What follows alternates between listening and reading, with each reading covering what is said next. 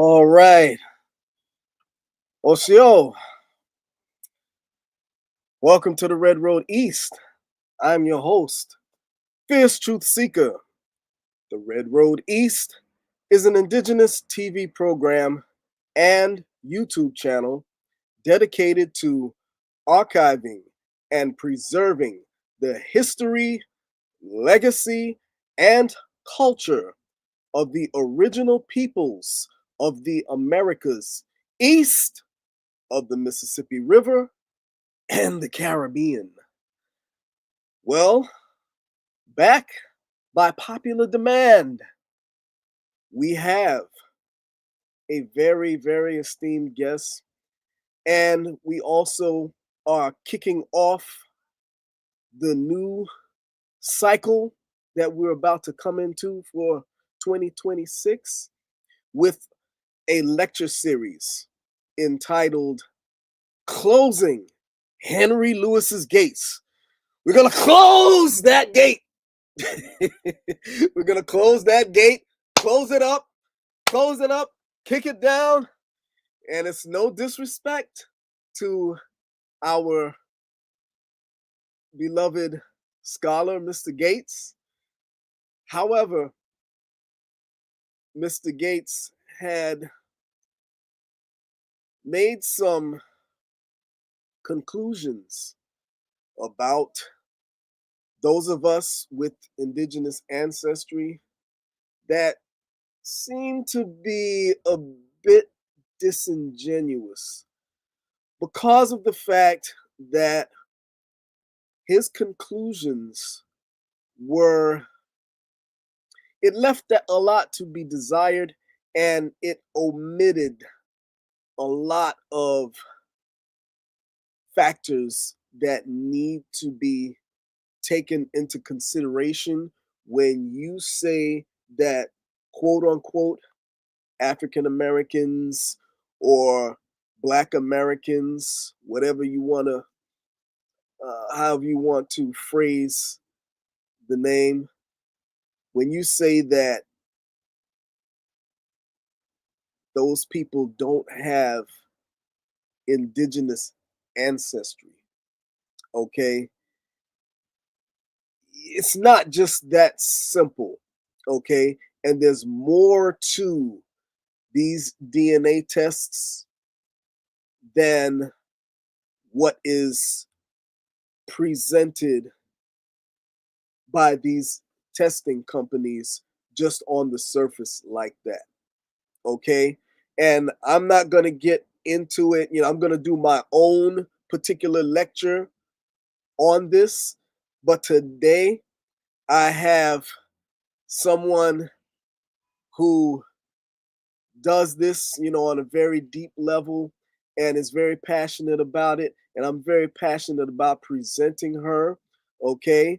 And as y'all saw who looked at the last show, being that we're deep into genealogy as well as DNA, we found out that, we're related, as well, just by doing this work, okay? Through the whole, that whole Virginia aspect, Virginia, Carolina aspect, and things of that nature. Because for me, DNA is it's a lifelong journey, okay, and we're constantly uncovering and discovering more and more things about our family every day, okay. And I also have a special panelist as well that is going to be a surprise for you, okay. But right now, I would like to bring the doc in. Doc. Hey. Hey. How's it going? I'm pretty good. Pretty Yeah. good. Good. I'm so glad to have you, I'm glad to be back. you know. And I would also like to say as well that this is don't think that I want to, for those who come from the uh, Pan-Africanist or, the Afrocentric persuasion, I don't want them to feel that, we're trying to uh, trying to minimize the impact of Africa and Africans who journeyed here in pre-Columbian times and also through the transatlantic slave trade experience. I know there's some who want to say that it didn't happen, and that's untrue. And with the doc's presentation, she's going to solidify the fact that that is untrue. Okay, and we embrace all aspects of our ancestry. And just before you start, Doc, if you look in the background, you will see I always have my indigenous uh, symbology, but as you can also see right here, I have the African as well. Okay, this right here is an African staff. So is this one. This one, okay, I actually bought when I was living in Namibia, Southwest Africa. Okay, and I always have it in the background. Okay, so for those who may feel that we share the same sentiments as some are from the indigenous persuasion, do they a lot of them, let's just keep it real, a lot of them are anti-African, but we're not from that persuasion. Okay, and the doc is her paternal line is African, like not like from distant, like her own biological father. Am I right, Doc? Correct. He was from Ghana. Exactly. So I'm Hmm. gonna let you take it on. And also, I have another panelist here that is joining us. And now, this particular panelist, I am so honored to have this lady on the show. I love her work. I love what she's doing, and she is a living testimony, okay, of what it is that myself and the doc have been saying for decades. Those of you who, some people say they've been following me from day one. Uh, I've been doing this for like 30, 40 years, okay? And and before there was even a YouTube, I was doing this. But in terms of YouTube, um, I was doing this before any. Well, there were some others who were on YouTube as well, but their shows are no longer running now. But for in terms of existing and running shows, my show has been around, longer than any of the others. Okay, all the rest are newcomers. So those of you who know, man, I've been doing this a long time, and I love what I'm not gonna say the name yet. I'm gonna let you stew for a minute. But this particular guest, she's a living testimony of what I've been saying for decades. Okay, for the longest. Okay, her family story represents what we've been saying. Okay, so she is a book author. I love her book. Okay, and okay, I'll cease with the suspense. Okay, and it's a pleasure to have on someone who is going to be a part of this lecture series. Her name is Miss Anita Wills. Mama Wills. Hi, everybody. Thank you. Thank you. She I'm has a pleased wonderful book. to be here. She has a wonderful book that she's Yes. written. And for those who don't know, I highly suggest that you get this book. And I didn't know until I saw her on another YouTuber's channel. I had no idea that she had other books. So I'm going to be Mhm. purchasing those other books as well. Yes. probably this week.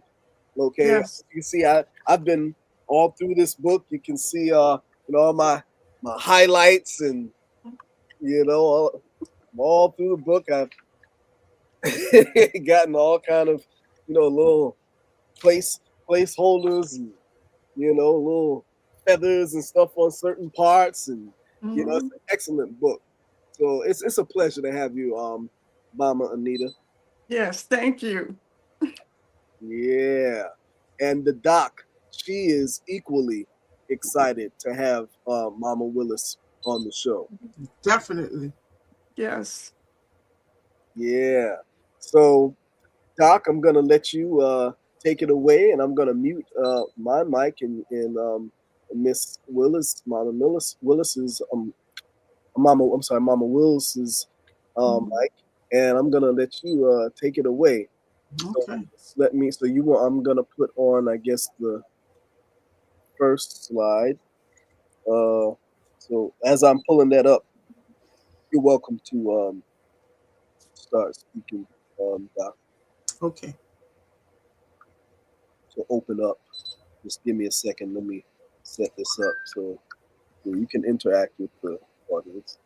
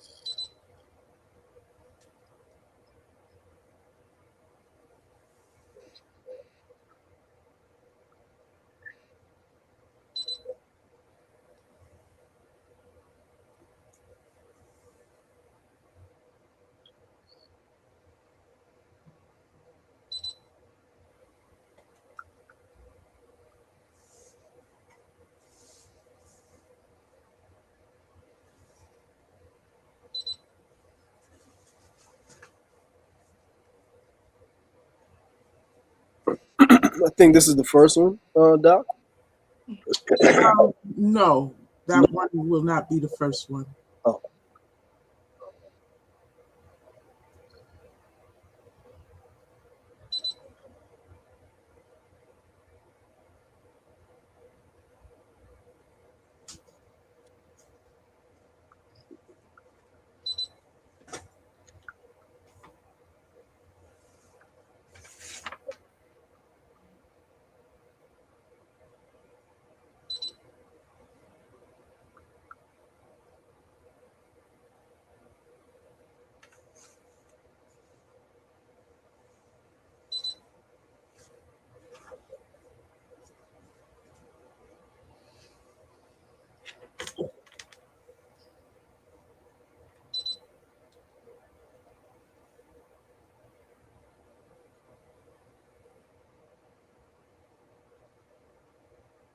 is that the first one?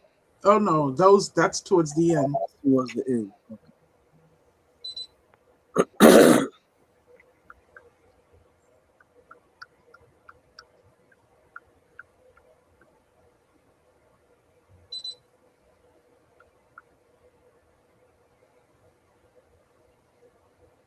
It's funny. It didn't download in order. Okay, give me 1 second. Let's go back to your Facebook. Okay.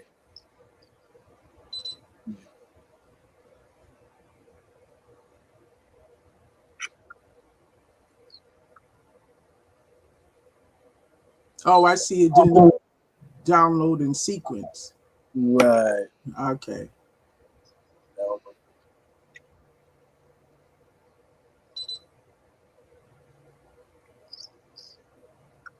Let's see now.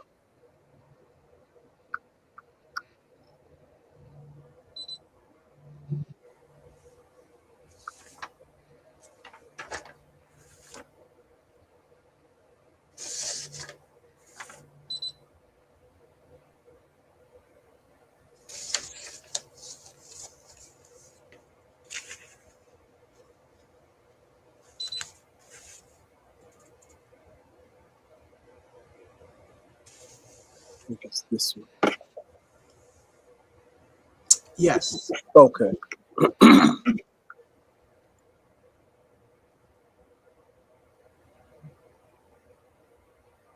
All righty. So what I will be addressing today is whether these DNA tests are accurate.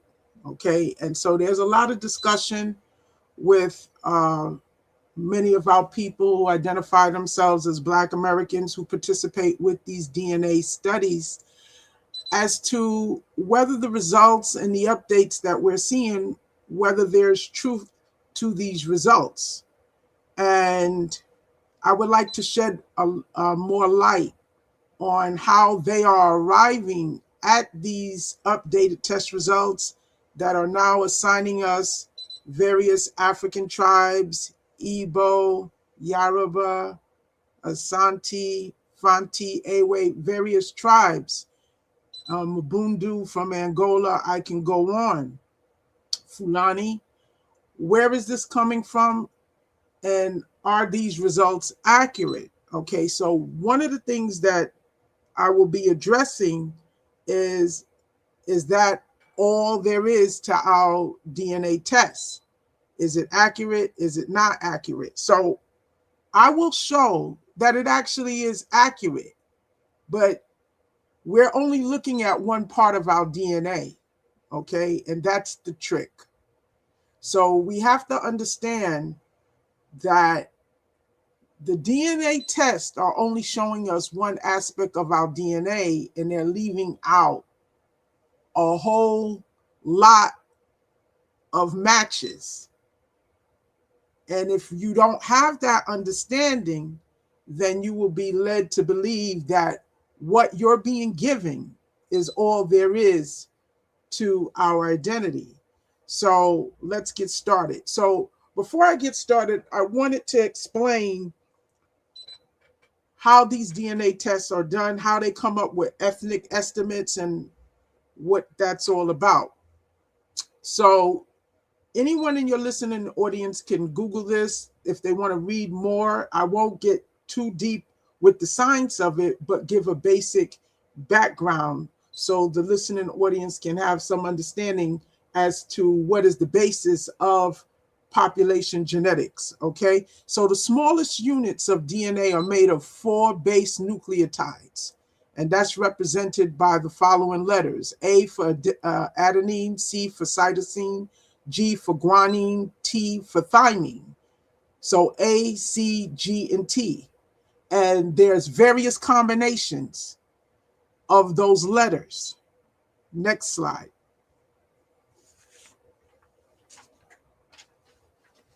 Okay, next slide. Let's see what that one is.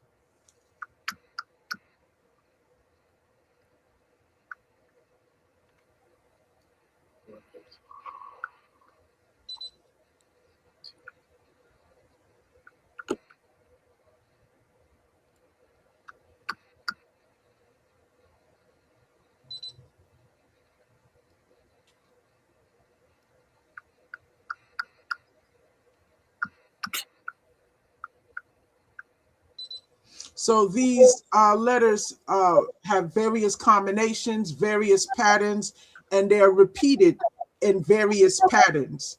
And that's what geneticists look at. They look at various patterns. These patterns vary from families to families and from groups and populations to various groups and populations.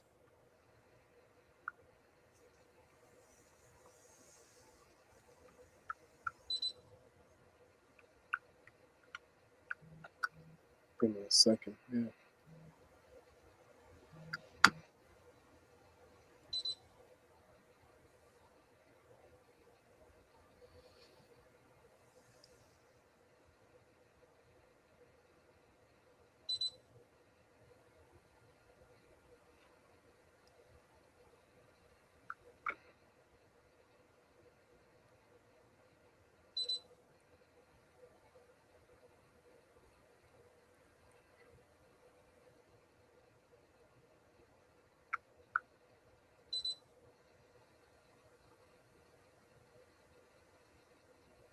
Okay, so that'll do, because it's the next topic that I will deal with. So now you have these various nucleotides, okay, and they are in various patterns. You have mutations that occur. So what happens is that the geneticists describe various mutations. You have change, where you have the substitution of one nucleotide for another. You can have an addition, where you have a nucleotide that's added, and then you can have deletion, which is a removal of a nucleotide. Now, regardless of the type of mutation, when you have a point mutation that happens in greater than 1% of that given population, that's called a SNP, a single nucleotide polymorphism. So that particular characteristic of that ethnic group is what gives that label SNP, because it's found in greater than 1% of that population. So when you hear the term SNPs, that's what it's in reference to. Now SNPs is what's pretty much used in Ancestry DNA, 23andMe. Your conventional DNA testing uses SNPs as a way of using your DNA pattern and measuring it against various reference populations to see who you are matching to. There's another type of DNA test which is really not used traditionally, but it's used by law enforcement. It's called STR, short tandem repeat. And it's like a stutter, where you have a repeated nucleotide pattern, and as you see in the highlighted red, and this is actually good for family relations. SNPs is also good for family relations, but STR is very good for family relations, and I understand it's even stronger in identifying blood ties. But that's not what's conventionally used on DNA tests. You can go to the next slide. Okay.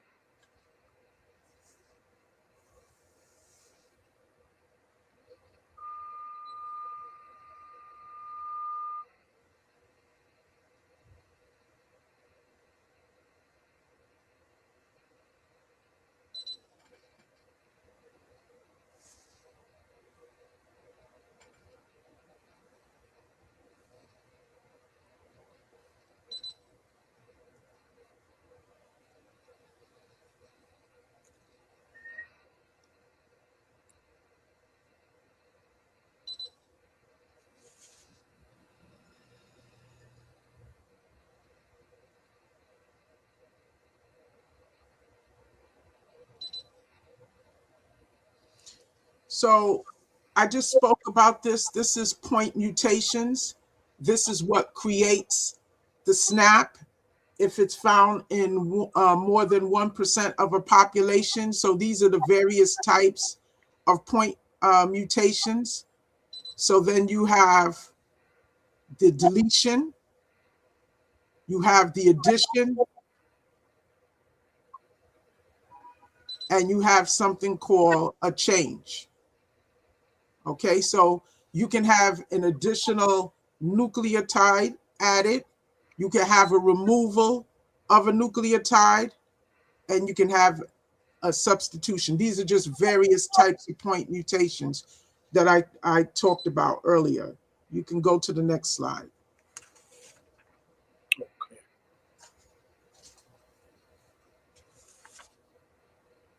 Okay. The next side is the one that says how the process works. It should be identical by state versus identical by descent.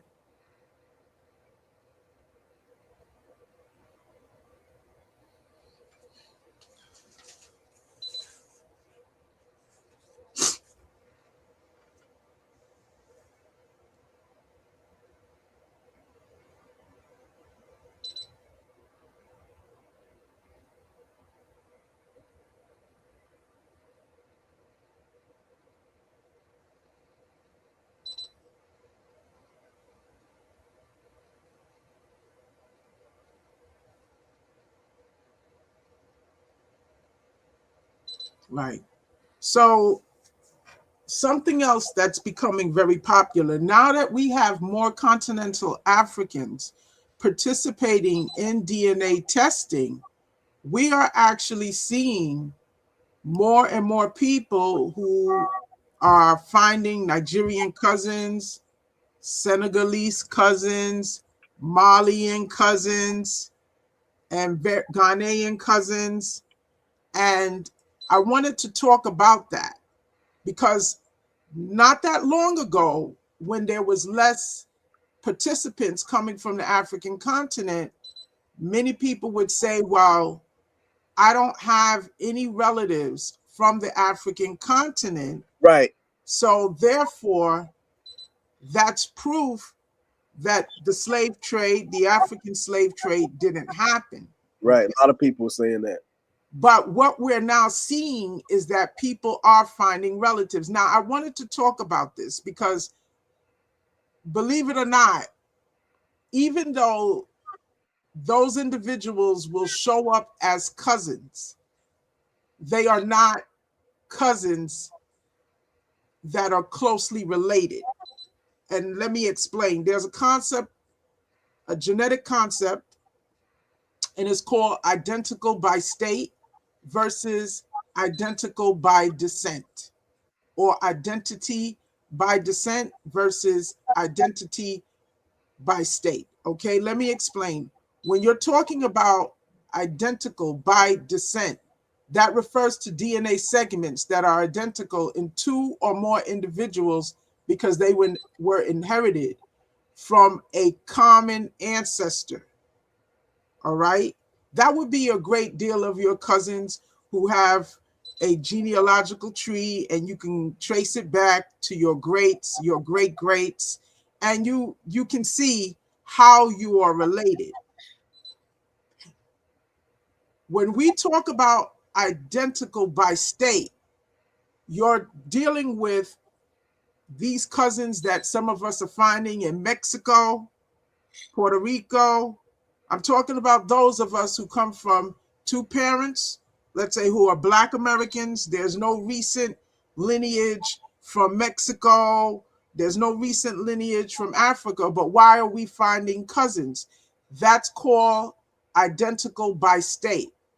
These are DNA segments that look identical, and they come from different lineages, but you're matching because it has to do with bottlenecking. Now, let me explain that.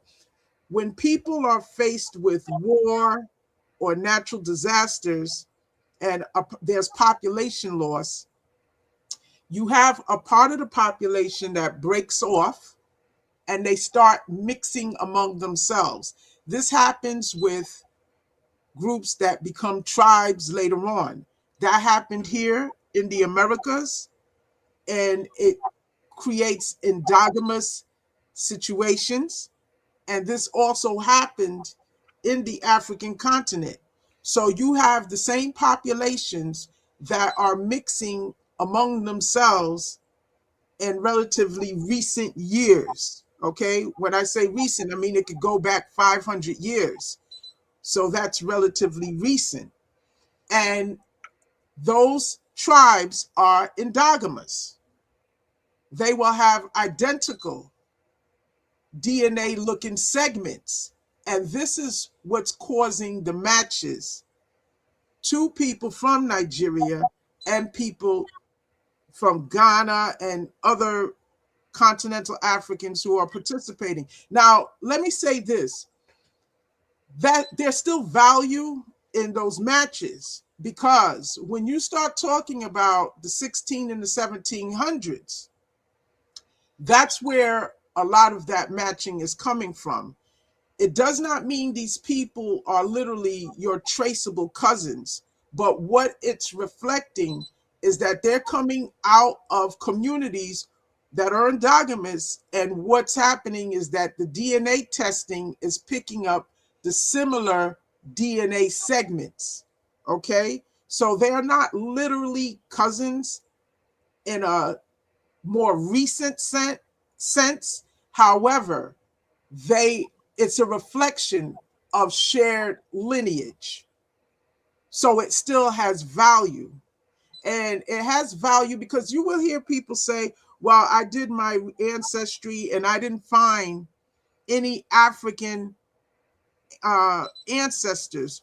But no matter how much research you do, and no matter how strong your paper trail is, how many of your ancestors can you really find in the 16 and the 1700s? When you just think you have 2 parents, 4 grandparents, 8 great grandparents, 16 great great grandparents, and this number doubles exponentially as you go back. So this is why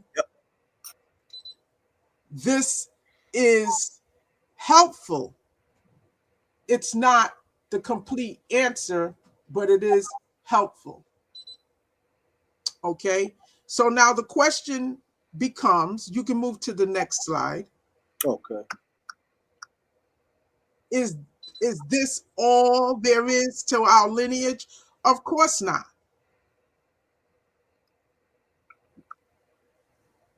Absolutely not.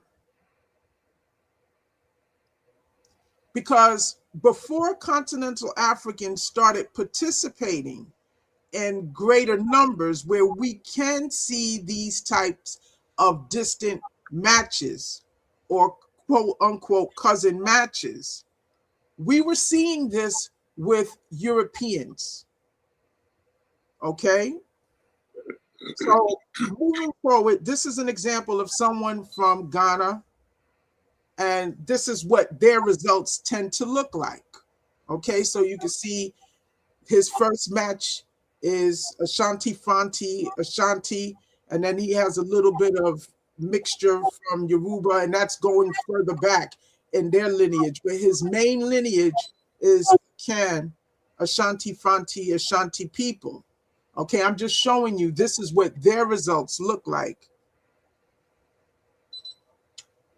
We can go to the next slide. Okay.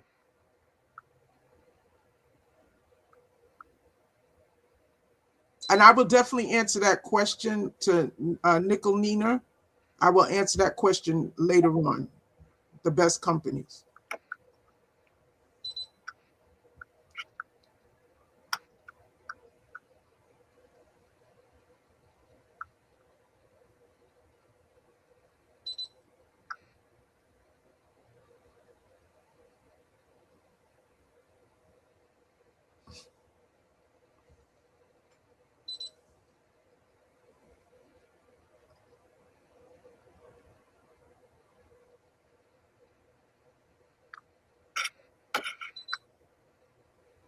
See, the problem is not that they're not lying. The issue is they are not telling us everything.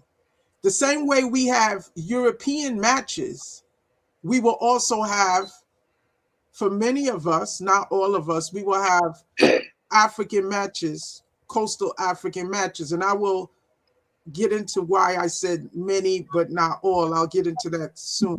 So this is just another look at this Ghanaian man's DNA. And you can see it says very close and close because that's his primary identity, his tribal identity. You can move to the next slide.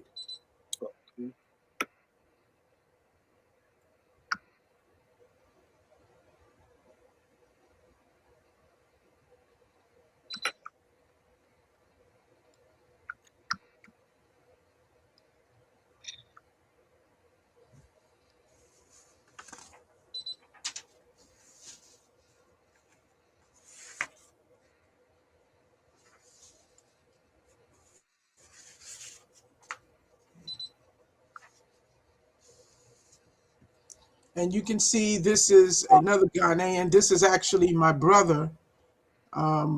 We share the same biological father. And true to the test, his mother was Awe. His biological mother was Awe. So as you can see, unlike the prior individual, he's not only Ashanti Fanti, He is also Awe and Ghana. So I'm just showing that the test is accurate in identification. Okay, that's what I'm establishing. All right, we can move to the next slide.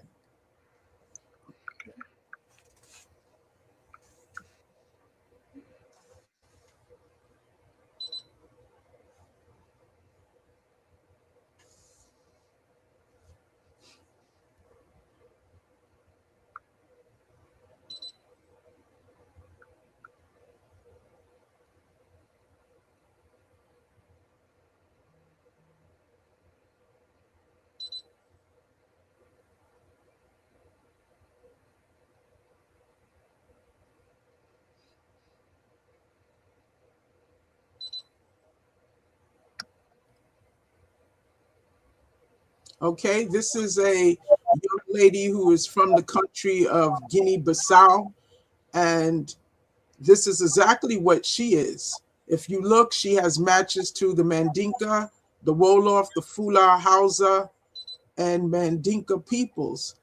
She identifies herself as Pool, Peul, and they are related to the Fulanis or Fulas.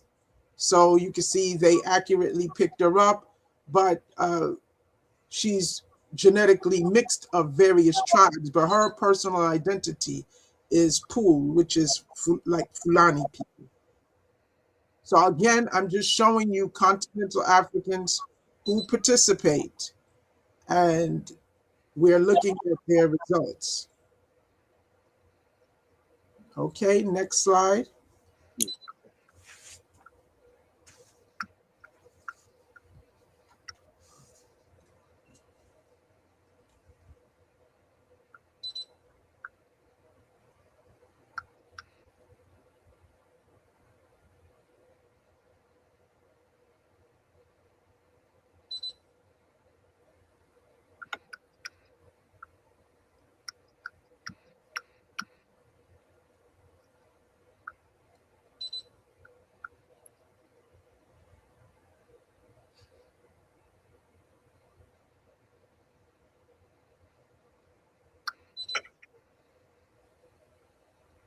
Okay, so you have now, like I said, you have more and more continental Africans participating, and they're sharing their results just like a lot of us are sharing our results. There's various Facebook groups where people from all over the planet and different ethnicities are sharing their groups. So this individual, she's half Nigerian and half Tanzanian. And you can see that she has matches to the Edo and the Isan people. And they did not give her matches to her Tanzanian side. What we see is a general category Congolese and Southeast African. And that's because they probably, when you see that, it's because they don't have enough reference individuals participating. That's what I mean when I say references. Enough individuals from that region that are participating. All right. But there are a lot of Nigerians, Ghanaians, there are a lot of West Africans that are now participating and Golans. And this is why we can see these matches. And according to her, this is also accurate. Her father is Edo. Okay, we can go to the next slide.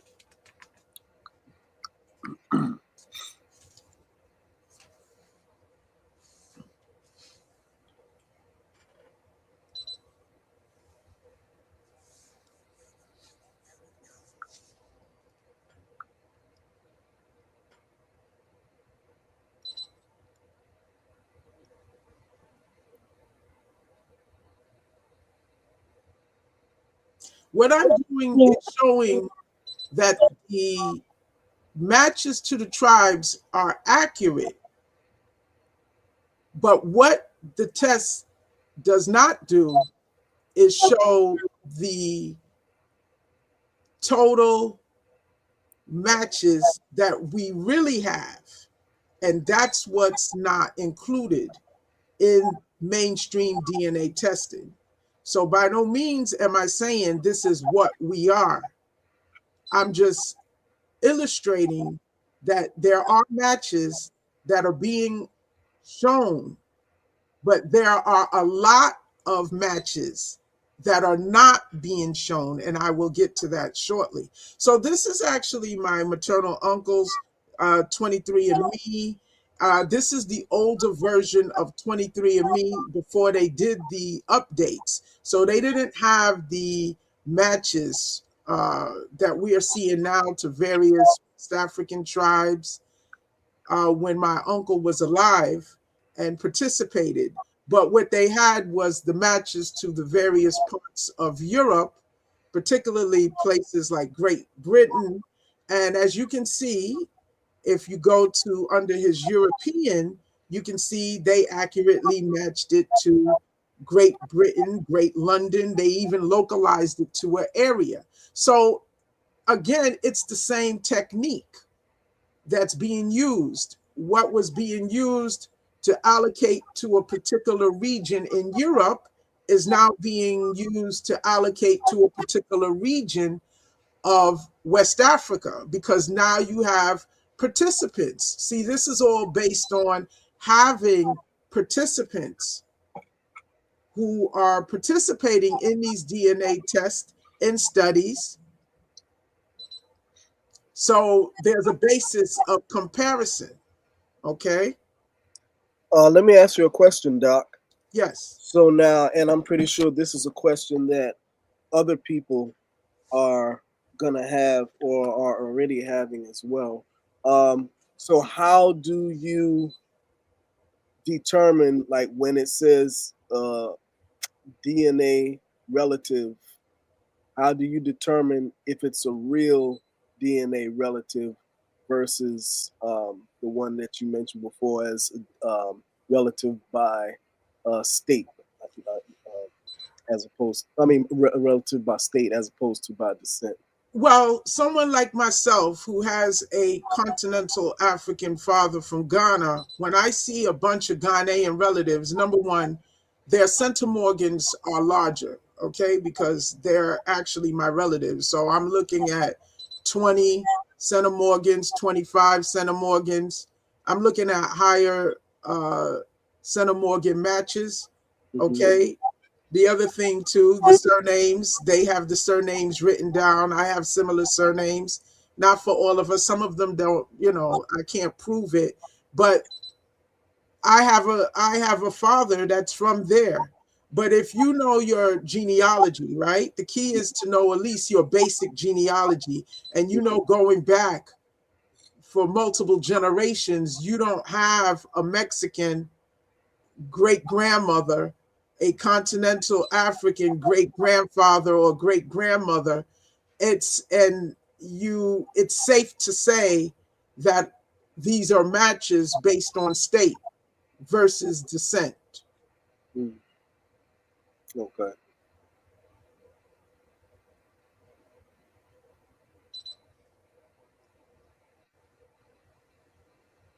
You will see like centimorgans like 10, 8, 12.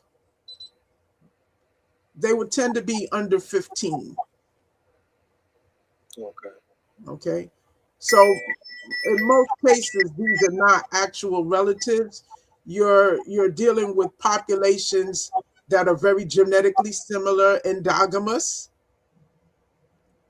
but still useful because it still displays that there was intermingling at some point going back, that somebody came into the lineage or somebodies came into the lineage from those areas. Right. You can have a fourth cousin that shares. I have cousins, they are legit cousins. Uh, they are legit cousins because they're coming off of similar ancestors. Absolutely. So okay, so if you have, so you're saying if you have those same cousins with your DNA matches, then it's likely legit.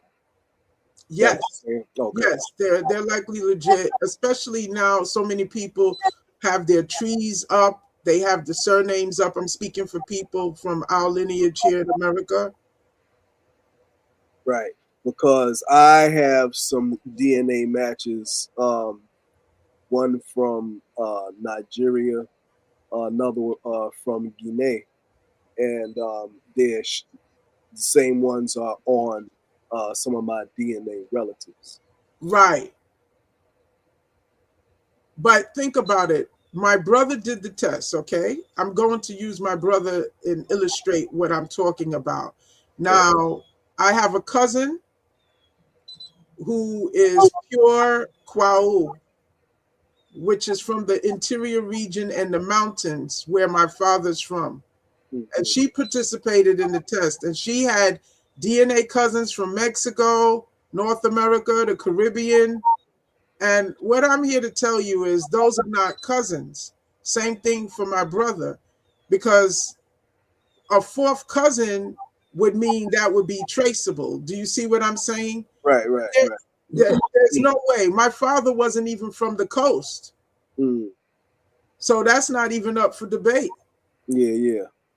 My father was from the mountains, Uh-huh. from the deep interior of the country. He wasn't from the coast. So when you're talking about going back to our great greats and our great greats, it's not going to line up. Mm-hmm. Even if you wanted to argue somebody who was from the coast, you could put up a little bit of an argument, but you can't put an argument from somebody who is coming out of endogamous community going back several generations, and they know their ancestors. Okay. My father knew his ancestors, and he knew who married out. Mm. He knows his cousins who come from lineages that weren't, as he would put it, pure. Mm. He knows that they descended from different people from the north, so yet they have multiple matches to people over here. Those are not actual cousins. But again, it has value because what it shows is that there was population mixing. Okay, so I'm not by any means telling people to throw it away. I'm just explaining that those are not legit, like legitimate actual cousins. At some point, yes, if you take it back, because what is a tribe ultimately? A group of related individuals. That's why they resemble. Mm-hmm. Okay. Yeah. But if I'm talking about cousin in a practical sense, like, no, you don't have the same great great grandparents or great parents, Mm. great grandparents, pardon me. Yeah. Right. But at some point, yeah, they would be related.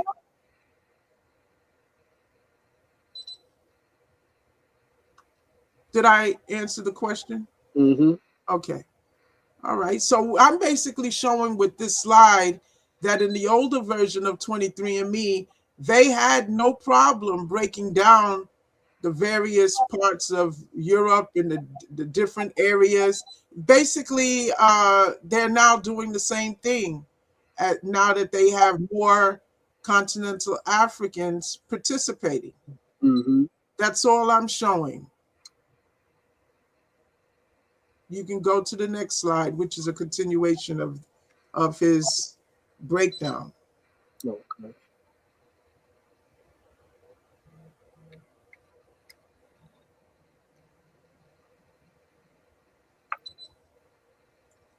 Yeah, she's correct. She pointed out, Nickel Nina '09 pointed out that Ancestry DNA operates with a lower centimorgan, which is true compared to 23andMe, which is true, which is nice. You have more relatives.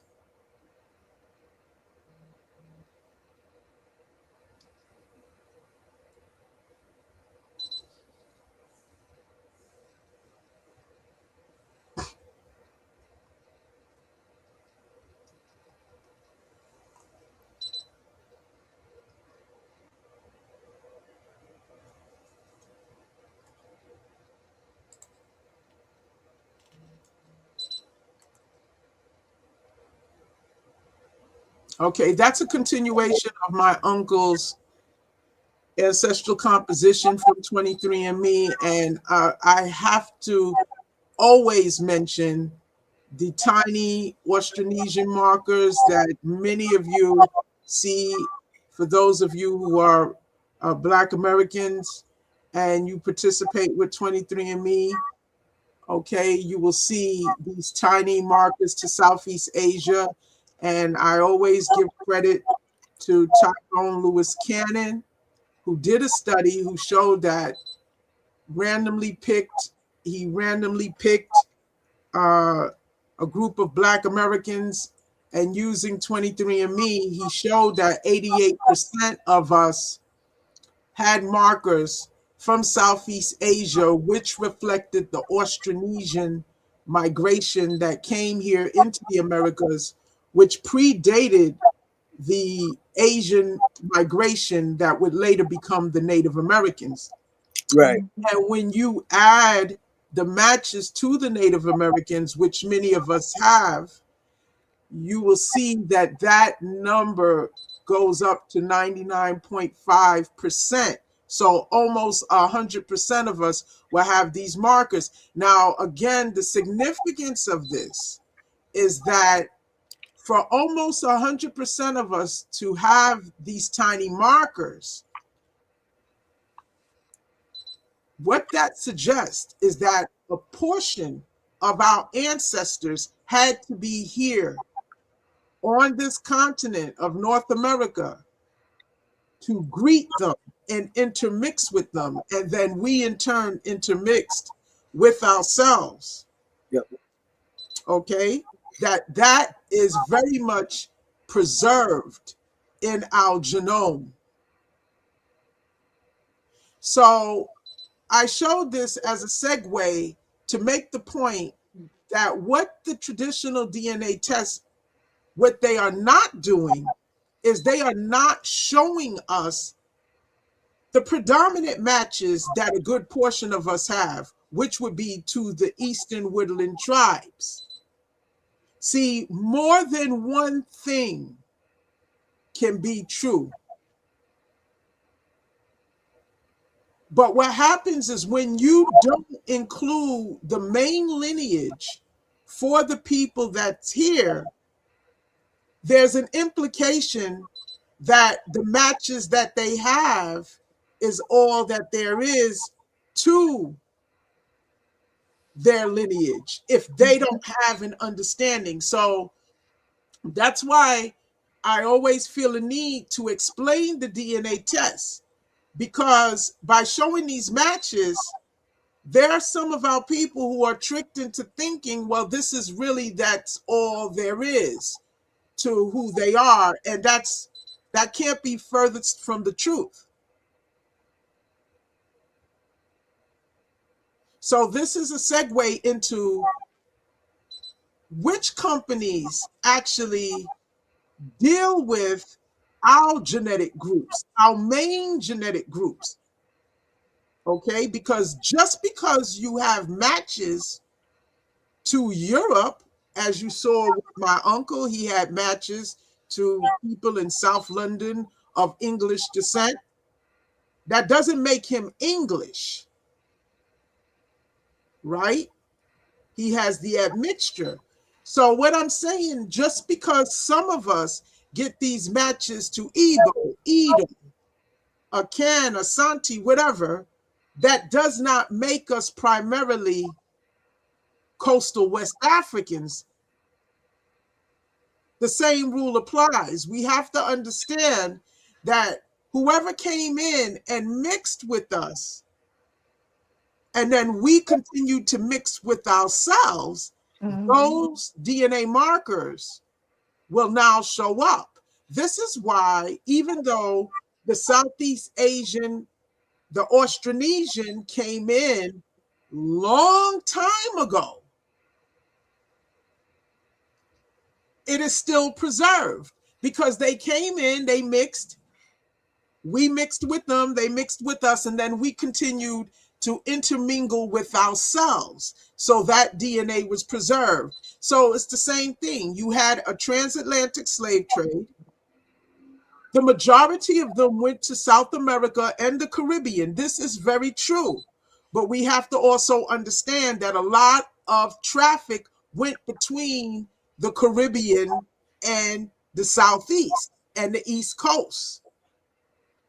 So I want people to understand that for many of us who get these matches to coastal West Africans, it is not always direct. In fact, most of it is indirect.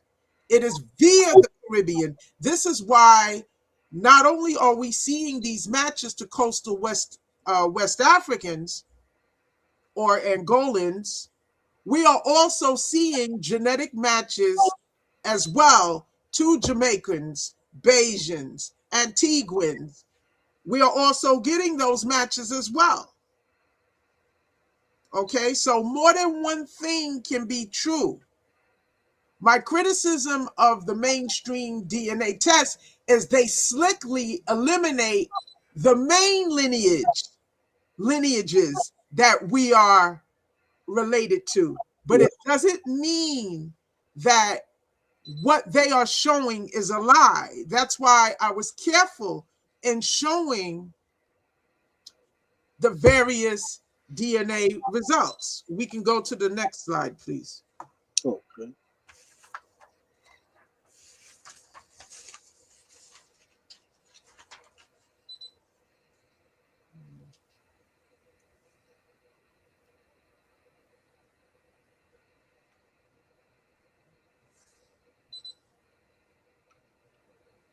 What's the name of that next one? It says African diaspora genetic groups, and it has Albemarle, Sound, African Americans. You'll see.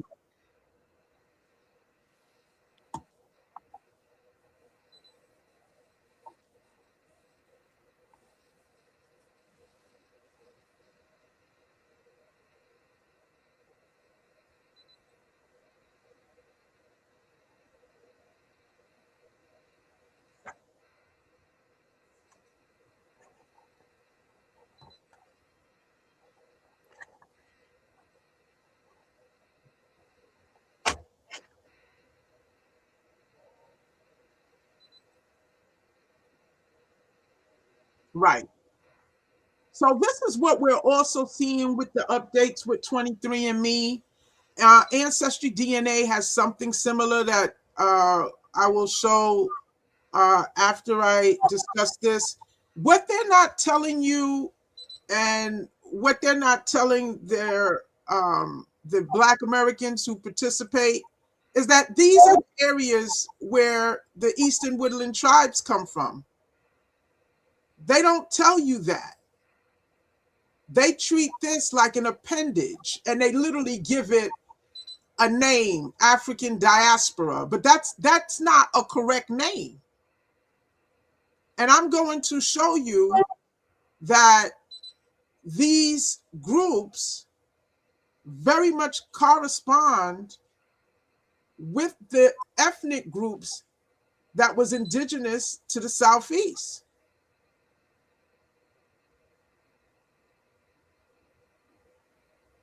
Now, these genetic groups belong to me. Okay, this is mine.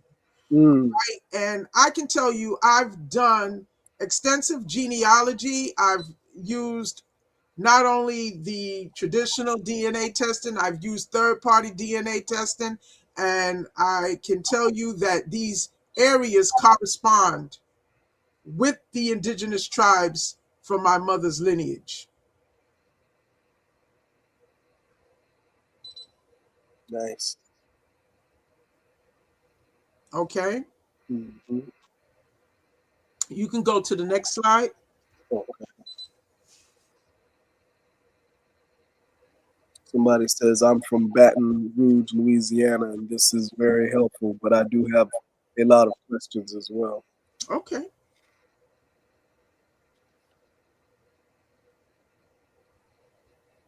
The next slide would say Coastal Carolina African Americans. Okay.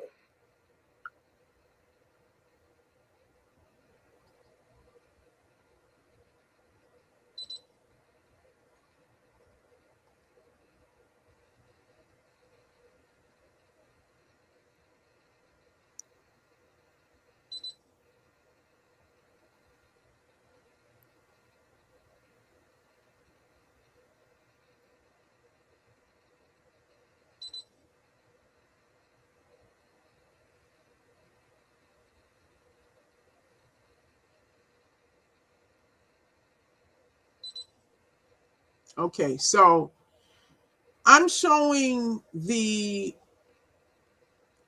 various genetic groups that Ancestry also chooses to label as African Americans, but these are just, I deliberately picked these various groups because they belong to tribal members. So this is a genetic group that belongs to Lumbee tribal member who shared his um, ancestry DNA with me. And you can see, if you look at the areas that they assign to him, it coincides with the area that his people is they're from. Okay, that's what I'm showing. You can go to the next slide.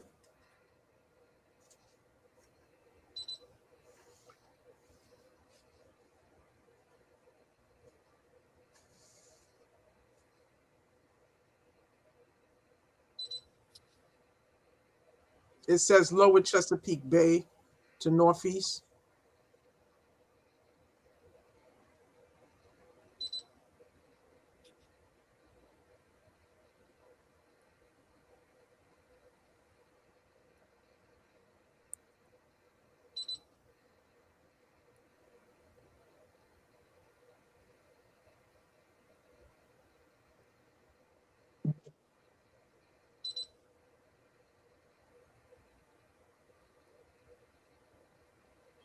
All right, so this is the genetic group given to a Halawa Saponi member, and you can see what's highlighted in green is the area of Warren and Halifax County, and they call it Warren and Halifax County African Americans. So these DNA companies are ignoring our primary groups, okay? And they treat it as an appendage. But these are from tribal members who know their ancestry, they know their genealogies,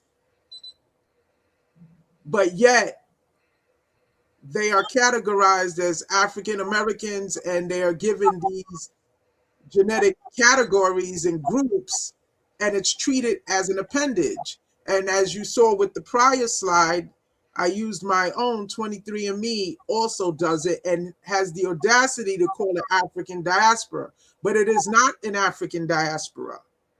I would say what it is these are indigenous communities, and with individual families, there was intermixing with some coastal Africans if they come from Yes. enslaved lineages. Yes. That's the accurate way to describe it. So it's like you already have your family, Mhm. and then you can have a newcomer that comes into the family via Right. marriage. That's the way. But that would need someone to break that down and explain it.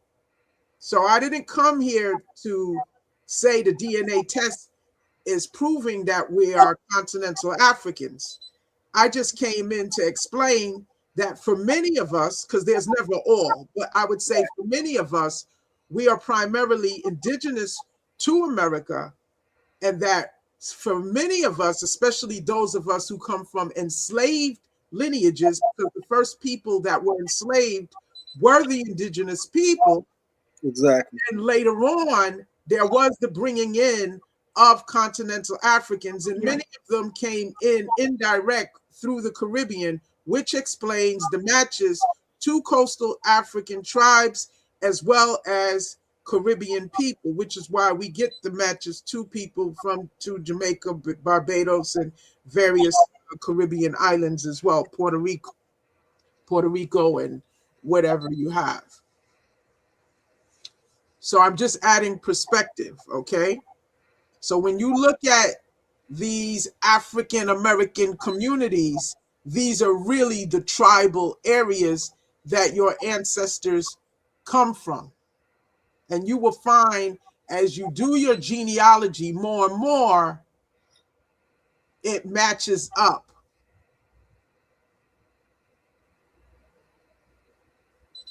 Yeah. It Okay. does. You can go to the next slide. The next slide says early North Carolina African Americans in lower Chesapeake Bay to Northeast North Carolina.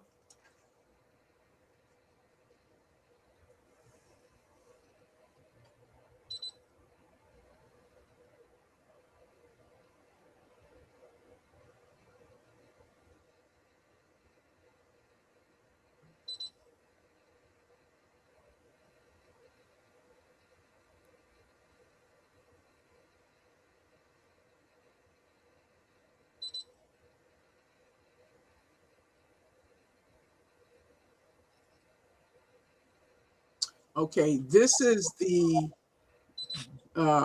assignment that was given to a cousin of mine who belongs to the Nottoway Nation. And you can see it's accurate in terms of, if you look at the bottom part, she's from Southampton. And that is basically the seat of the Nottoway people. Mm-hmm. And you can see that's accurate. But again, the term is being used African Americans, and they also call it journeys now.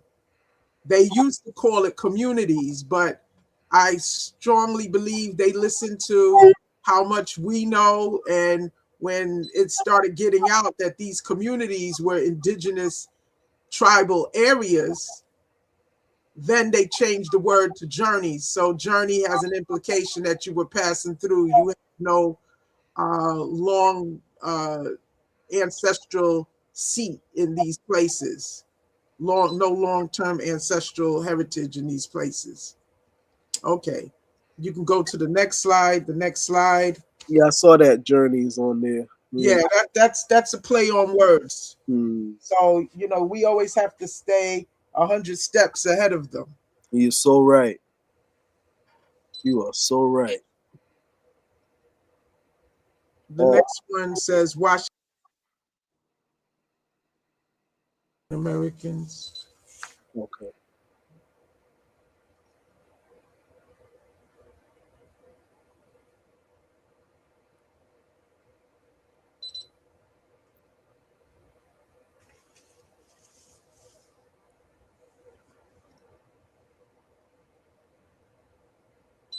Okay, so this is actually a snippet of the what they call journeys assigned to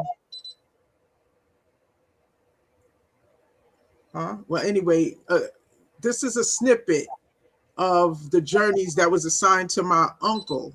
Okay, and this is also consistent with what I discovered, because I couldn't figure out why he was having matches to the people out of Prince George County. And when I would click on one relative, then the same surnames kept popping up from out of Prince George. And to make a very long story short, I discovered that my great great grandmother had lineage out of the Piscataway Nation. And this is why my uncle was matching this community. So again, these communities line up with our tribal areas. Mm-hmm. You can go to the next slide.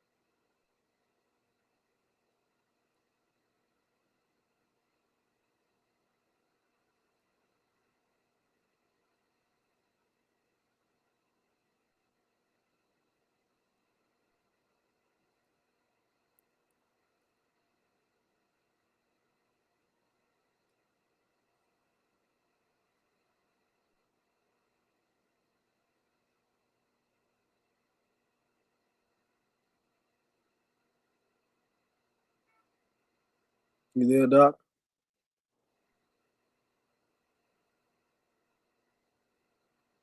Doc, are you there? If you're speaking, we don't hear you.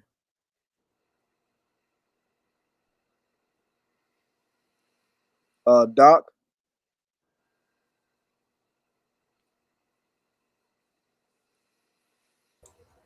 Doc?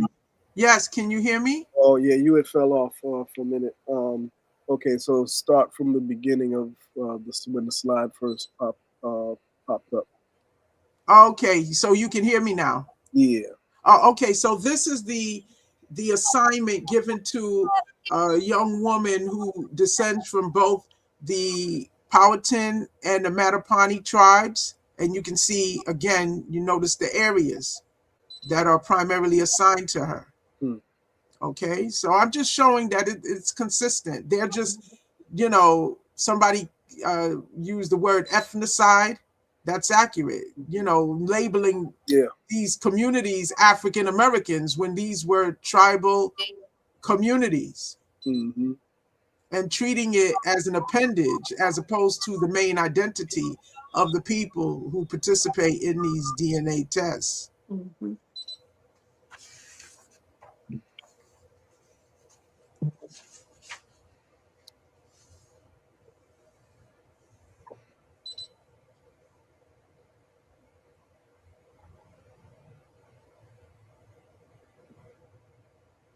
You can go to the next slide.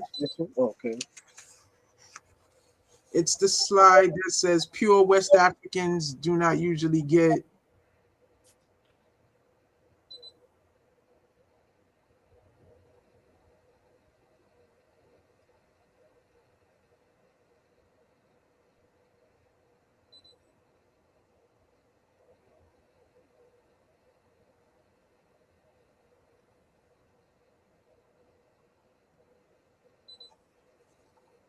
We're winding down.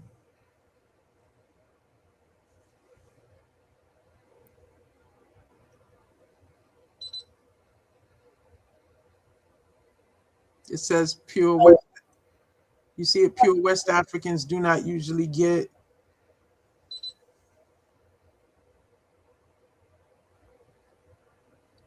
Exactly. All right. So this is actually from Chat GPT. So, because I'm not going to refer to us as African Americans, but what they're saying is the truth in terms of our genetic composition. So, as I was saying before, there's a lot that these mainstream genetic tests leave out in terms of what and who we match to. Let's put it that way. They are selective as to what they're showing. It just doesn't mean what they're showing is a lie, but the implication is that's the only people that we're matching to, and that's the lie. So let me read this. Pure West Africans do not usually get Jewish, Greek, Italian, North African secondary populations on the MDLP. And I'm referring to what's one of the calculators that's used in GEDmatch. GEDmatch is one of the third-party DNA testing companies. Okay, there's many third-party DNA tests, and GEDmatch is one of them. Okay, and you will find that Black Americans are not genetically identical to West Africans, and this is very evident for those of us that use GEDmatch and other third-party tests. Number one, the African mixtures are older. Okay, I'm going to get into that. They tend to be distant. Unless you are more mixed with Caribbean, where you had a lot of coastal West Africans who were brought into the Caribbean, you will find that the African mixtures tend to be distant. And then you will also find there's ancient African admixture, but it's more from North Africa, it's ancient Saharan, some Central African, and some Sahelian components. So, and that lines up with the Malian DNA that's always there, and it's very much present in tribal members, and even Horn African mixtures, but they somehow or another they like showing the Malian. But if you would look at third-party tests, you would see matches to North Africa, Morocco, Algeria, Tunisia, and you will also see some Horn African with some individuals as well. Okay, and that's not a new mixture. That's actually ancient admixture because of trades. We were trading with Phoenicians.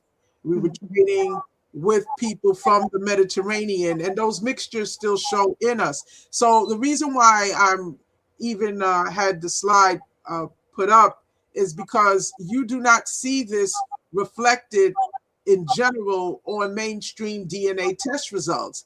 So just to keep reiterating, they are selective as to what they want to show you. It's not that what they're showing you is a lie. It's the fact that they eliminate so much other matching.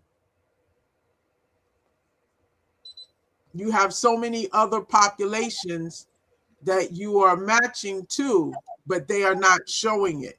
And the main one is our indigenous tribes. So you can go to the next slide. Okay.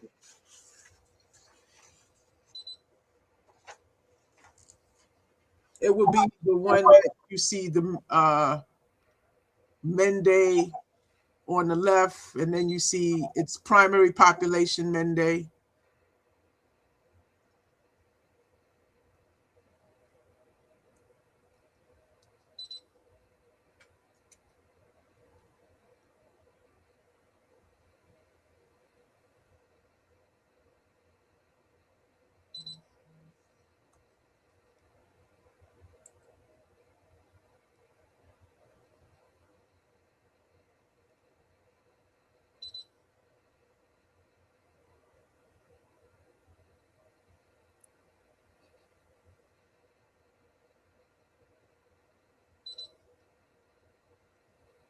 Okay, so this is a Black American who, if you look at her GED match, this is the MDLP 16. If you look at her secondary populations, this is an example of what I'm talking about. Okay, so you can see she has matches, and this is something very typical. This is not something unique. You will see that for many of us, if we upload our GED kit and look at the various oracles that are created by geneticists, by the way, and you will see these types of matches. So you can see here she matches Libyans, Moroccans, Maltese, Algerians, Tunisians, Bulgarians, Romanians, Egyptians, modern. This is all based on modern populations, Sicilians, Italians. And what is she doing with this? Well, some of these matches came in. The earlier colonists were North African and Mediterraneans, Sephardic Jews and Moors. Okay, I've discussed that in other interviews. So that's some of the influence that you're seeing here.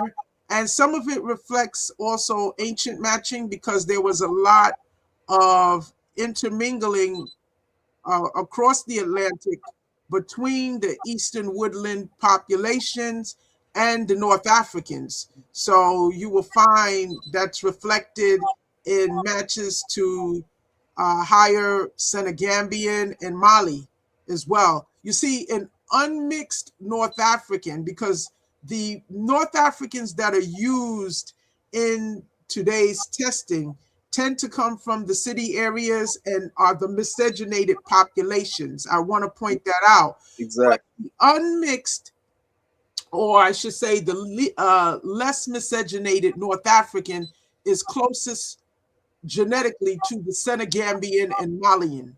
The Malian and Senegambian people, the Sahelian type of West Africans, will have the genetic and the ancestral composition of an unmixed North African. So I would say like the Fulanis and the people like that, and the Mandinkas. They're really a combination of those type of ethnic groups, Mandinka, Fulani, a little bit of Yoruba, all together with some Horn African, makes the people that we call Amizag.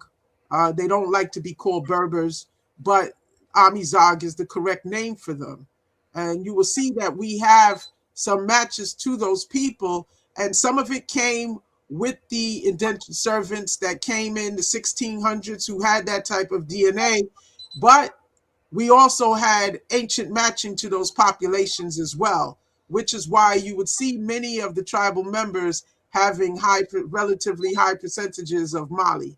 That's where that's coming from. You can go to the next slide, please. And that will be, you will see Black Alabama. It could be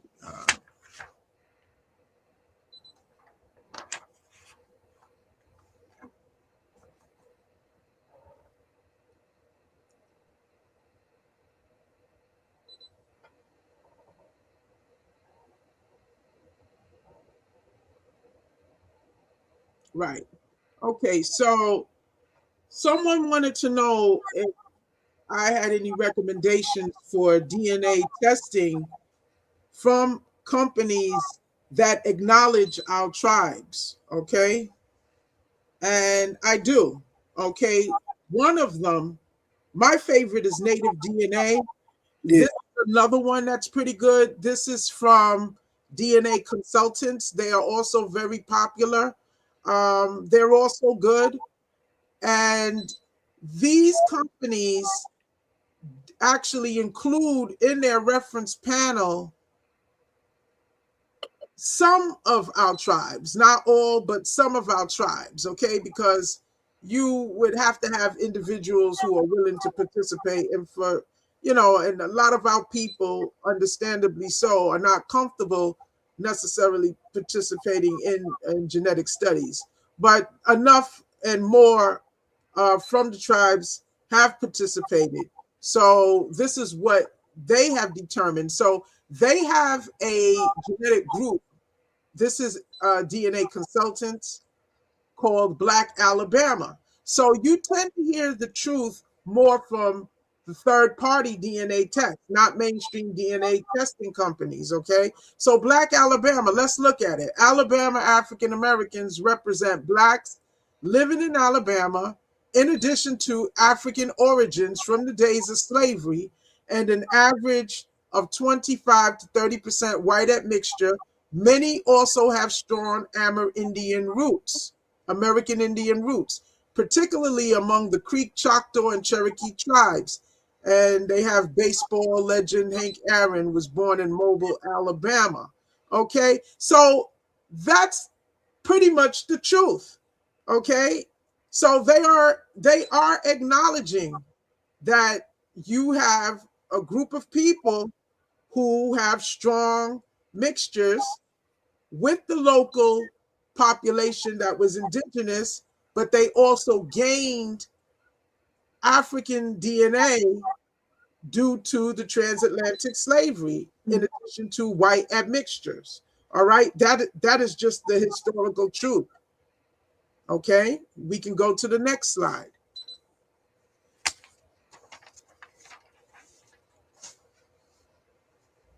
So DNA Consultants is one of the DNA tests that I recommend. And Native DNA is my personal favorite. I think that they're very detailed. The next one would be Black Virginia.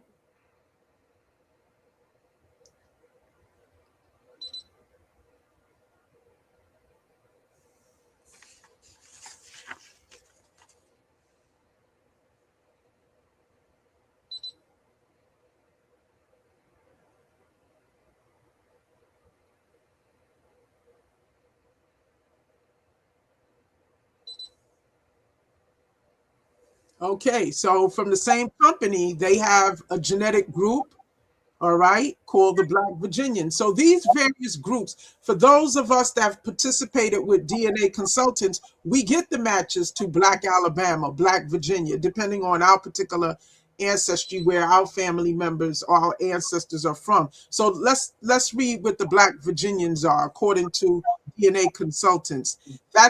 Those are African Americans sampled in the state of Virginia, usually carrying about 1/4 white admixture.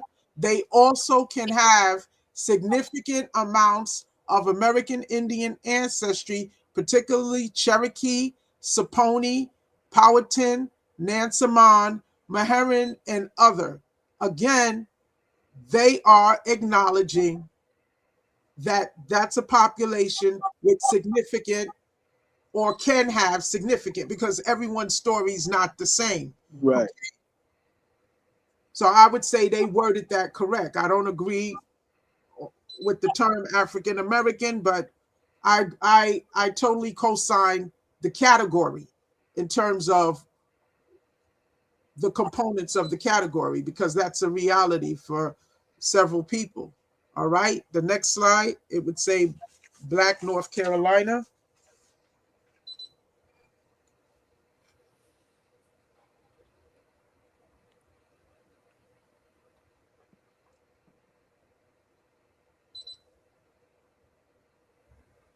All right. So Black North Carolina is a category created by DNA consultants. And let's read it. Black North Carolinians are African Americans sampled in the state of North Carolina, usually carrying about 1/4 white admixture. They also can have significant amounts of American Indian ancestry, particularly Cherokee, Saponi, Tuscarora, Lumbee. Again, accurate.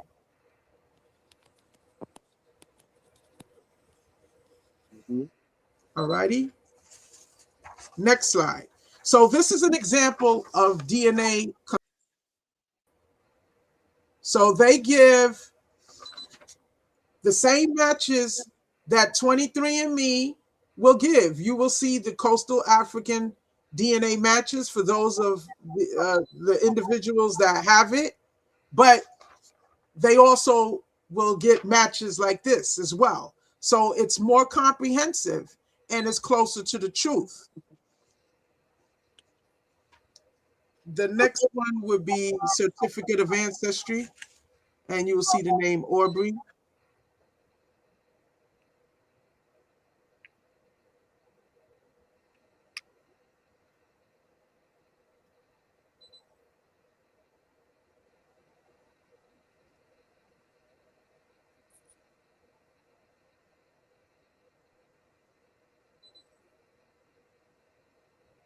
And can you enlarge that?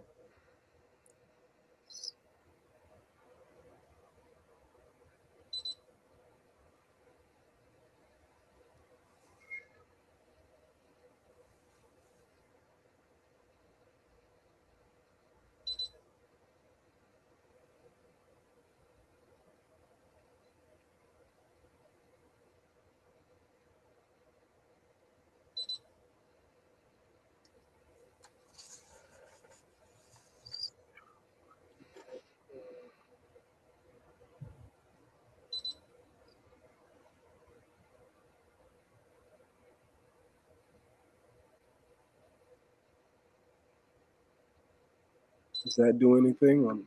Yeah, no. You see it any bigger? No.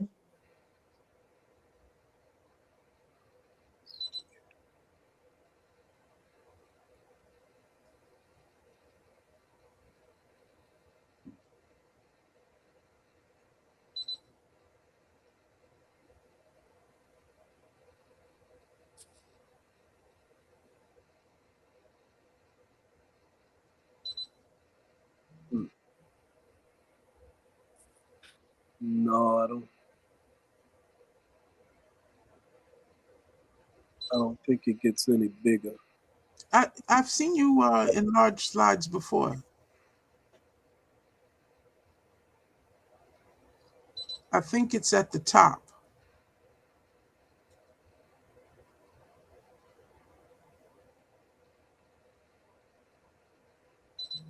like maybe a plus sign or.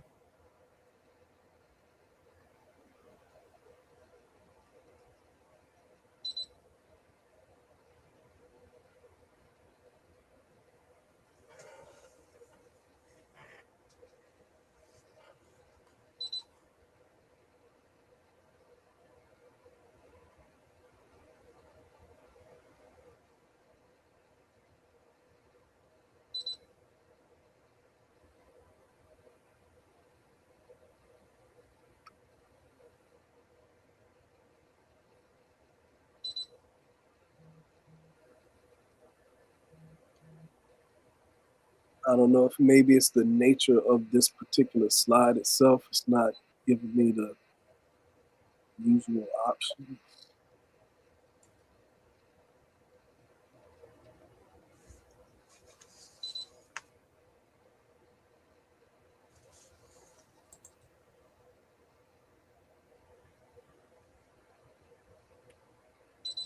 Hold on.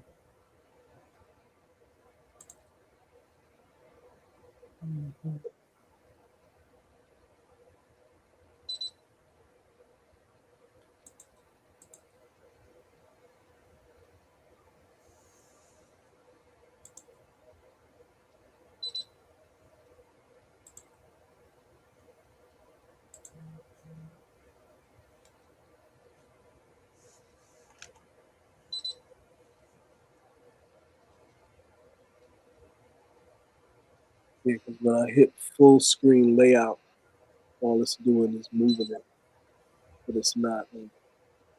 It's not making it bigger. Usually, when I hit full screen layout.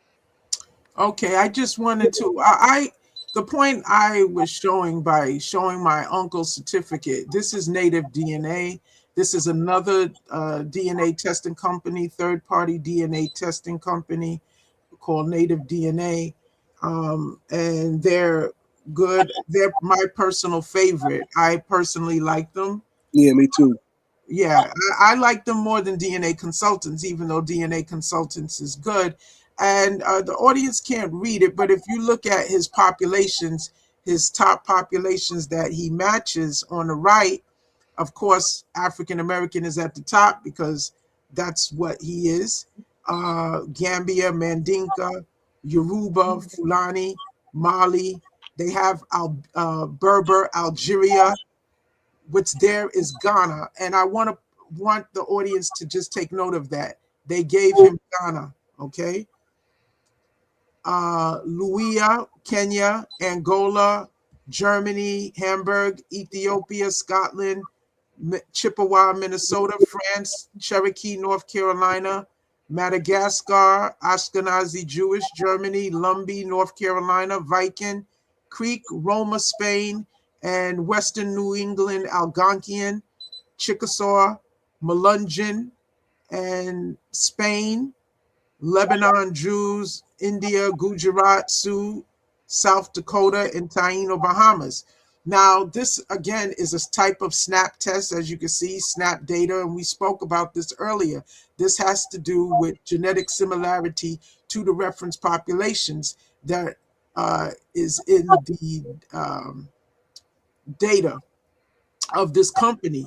So this would be the top 20 populations that my uncle matches to, okay? And what I'm showing is that here it is extensive. So you can see he matches the tribes on the East Coast, but he matches the Europeans, and he also has a little bit of coastal African. Now, Yoruba is a little tricky because, you know, I've said this in the past. Matching to Yoruba also can be a pre-Columbian type of match because the Yoruba people definitely had relationships with us over here on this side of the hemisphere. They're also very much a part of North African DNA and also the DNA throughout the Middle East, even into Southwest Asia, like Yemen and Saudi Arabia. So their tentacles were spread far and wide. So you can't really assume that one has matches to Yoruba DNA because of a slave trade.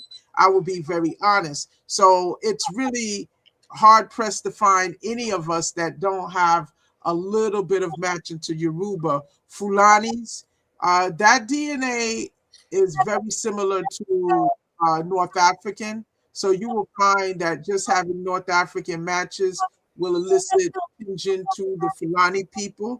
Okay. You see Mali. We know the Malians came over here. We also know unmixed North Africans have ancestral composition that is very Malian-like. We see Berber Algeria. I went over this already, not to be redundant. What I'm trying to show is, why is it 23andMe and Ancestry giving us a list that looks like this? They are not.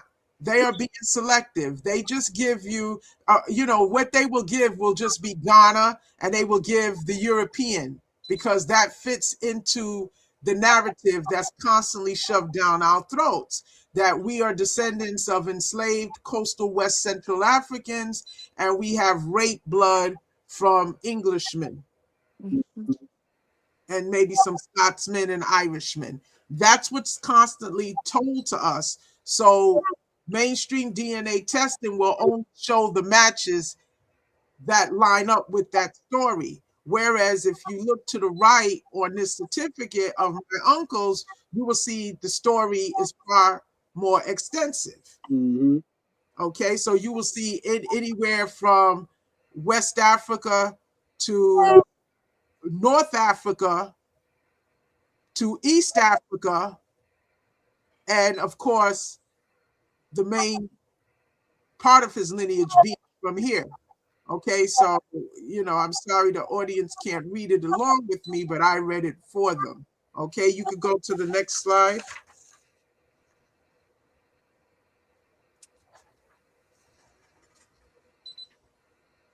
That next slide is It's another certificate.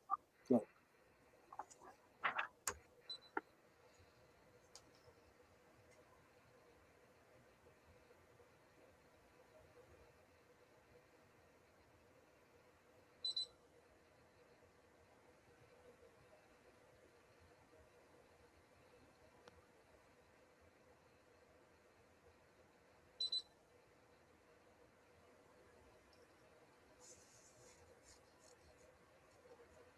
It says certificate of ancestry.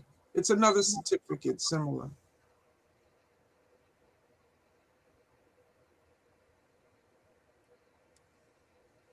Right. So this is my mom's. I'll read off the population.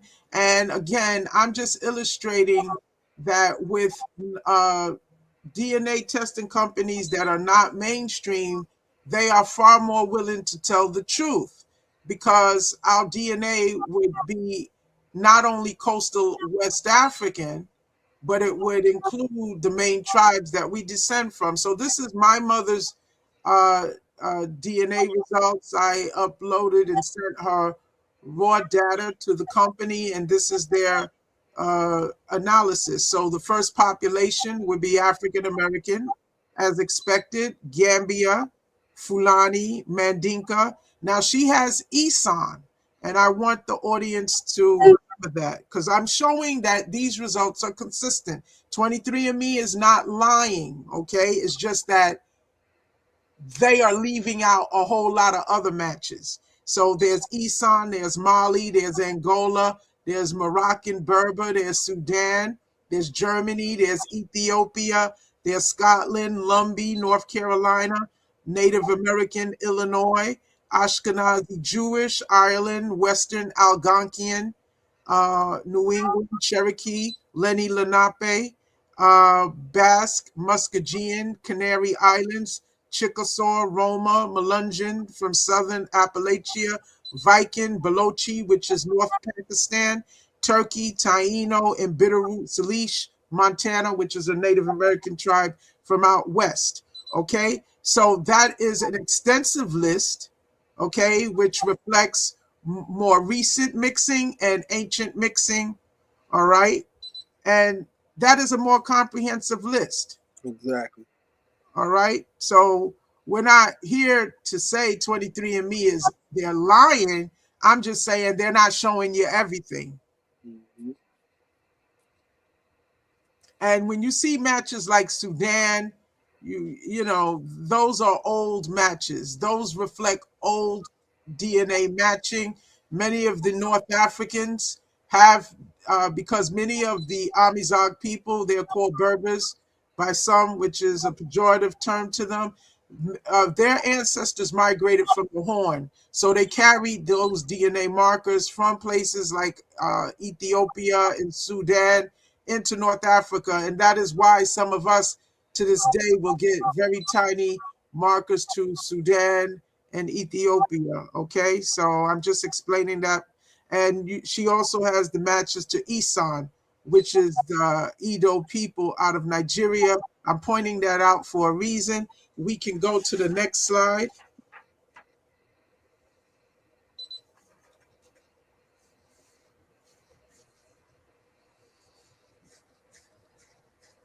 And that next slide will be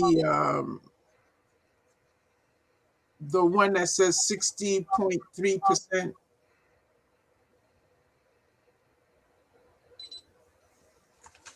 We're actually almost done.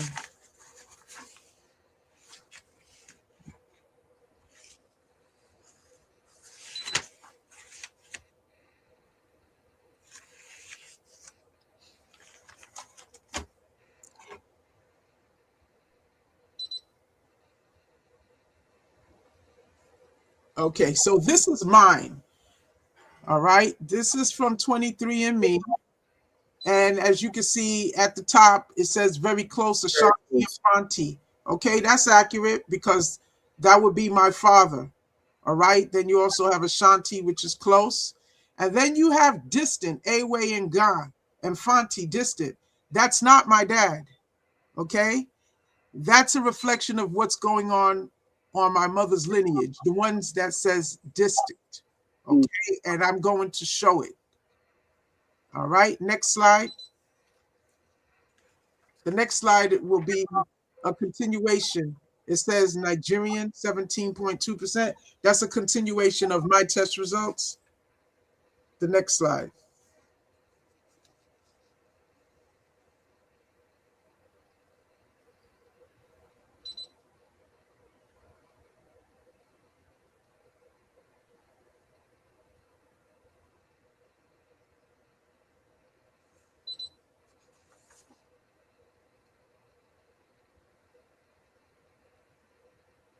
It says Nigerian 17.2%.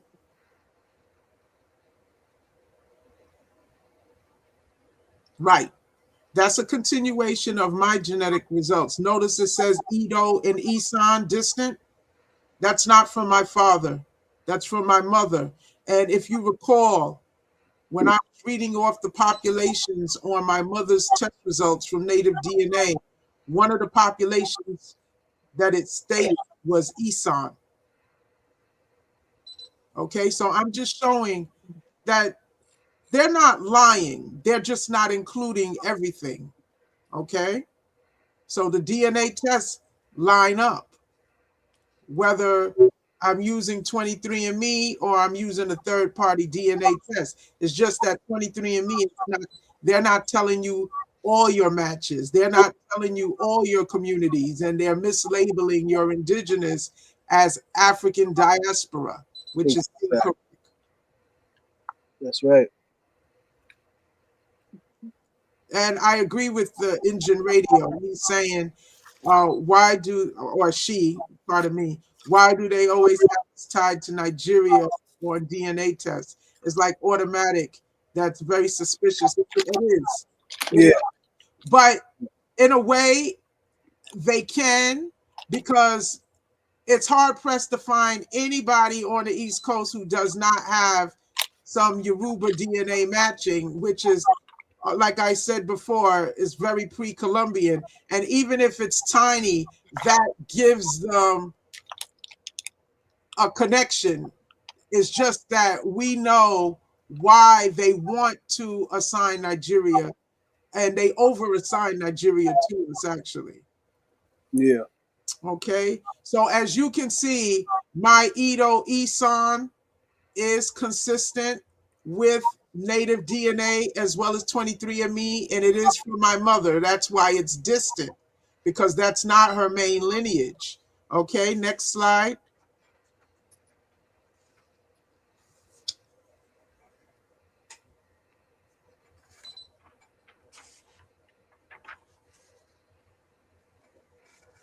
The next slide will be a continuation of my ancestral composition from 23andMe. And it shows the trace ancestry.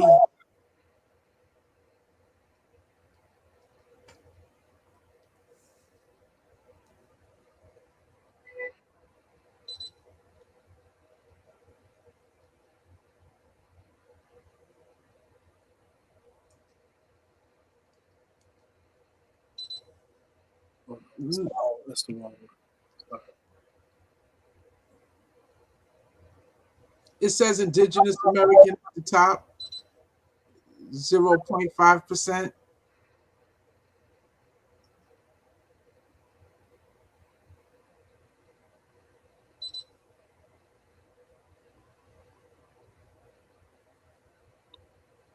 Right. So this is a continuation of my ancestral composition. So you can see what they call Indigenous American is really genetic matching to the Western natives and the Mesoamerican natives. It's not including us. They labeled our tribal areas as African diaspora. That's what they chose to do. So I have 0.5%. Of course, I have 0.5% because that's not the main lineage of my family. But what that reflects is ancient admixtures. All right. Some of us that come from the areas that are from the Gulf states tend to have a little bit more of the Mesoamerican, so those numbers can be higher. And you can also see here I have trace Southeast Asian DNA as well. Now, the reason why I'm pointing this out, bear in mind my father is from Ghana. He's a continental African, but I still did not have this washed away. The point that I'm making is that this type of genetic mixing took place extensively.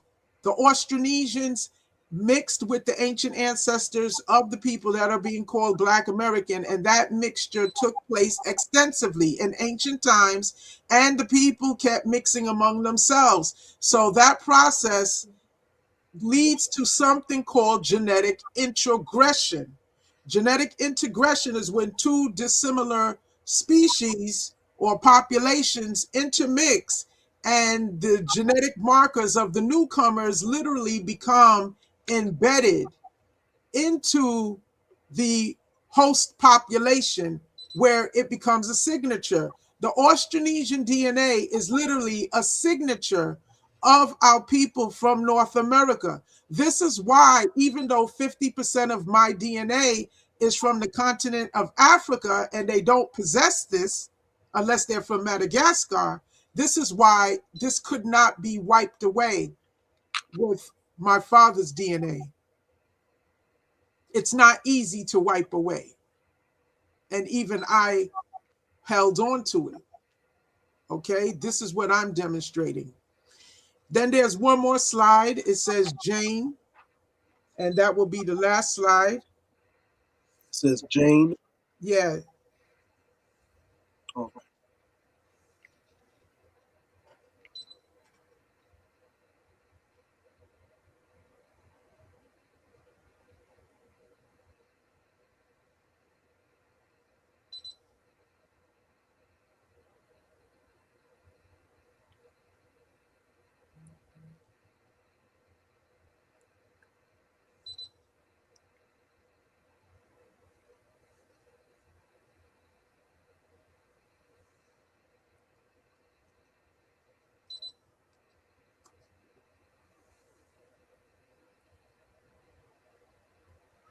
And it's her DNA test results.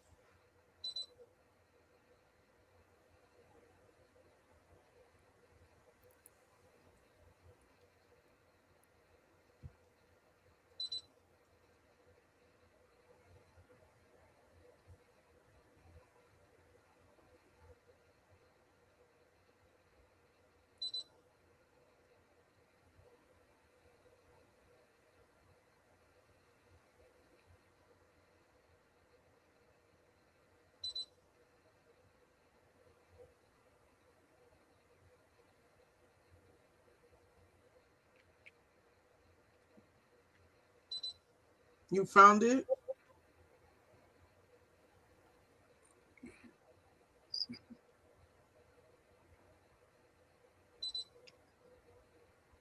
She's literally the last slide. If you go to your messenger. Yeah, so Jane is a cousin of mine from my mother's side. Her father and my mother were full siblings. And the only thing that I'm showing is that, as you can see, Jane matched Away, just like I matched Away. Okay, that's all I'm showing with Jane. Mm. Okay, so the moral of the story, they're telling the truth. They're just not telling the whole story. Okay? Mm. Yeah. Exactly. Exactly. That's what I've been saying for years. Just not telling the whole story. Mm-hmm. And that will conclude my presentation. Mrs. Willis, would you like to add to the discussion some of your thoughts? Yes, I would. Can you hear me? Yes. Yeah. I found the same similar situation with ancestry. I also had a DNA test with African ancestry, Mm. and African ancestry came back 100% European from Spain for my DNA. Mm. For my brother on African ancestry, it came back 100% Colombian from Colombia, South America, the indigenous population Mm. of Colombia, South America. And that's my father's side of the family who were slaves. My father's paternal side, my grandpa side, and they were slaves in South Carolina. So they were brought up or either came up and became slaves or were made slaves, taken into South Carolina as slaves. And that's on my dad's side. Mm. And we thought surely they would have been traceable to Africa, but they were not. And Mm. my grandmother on my father's side, they were in Haiti. They came here as free mulattoes, and after Napoleon, in 1804, I think Napoleon sold them because their last name is Bonaparte, and they still keep that last name. Mm.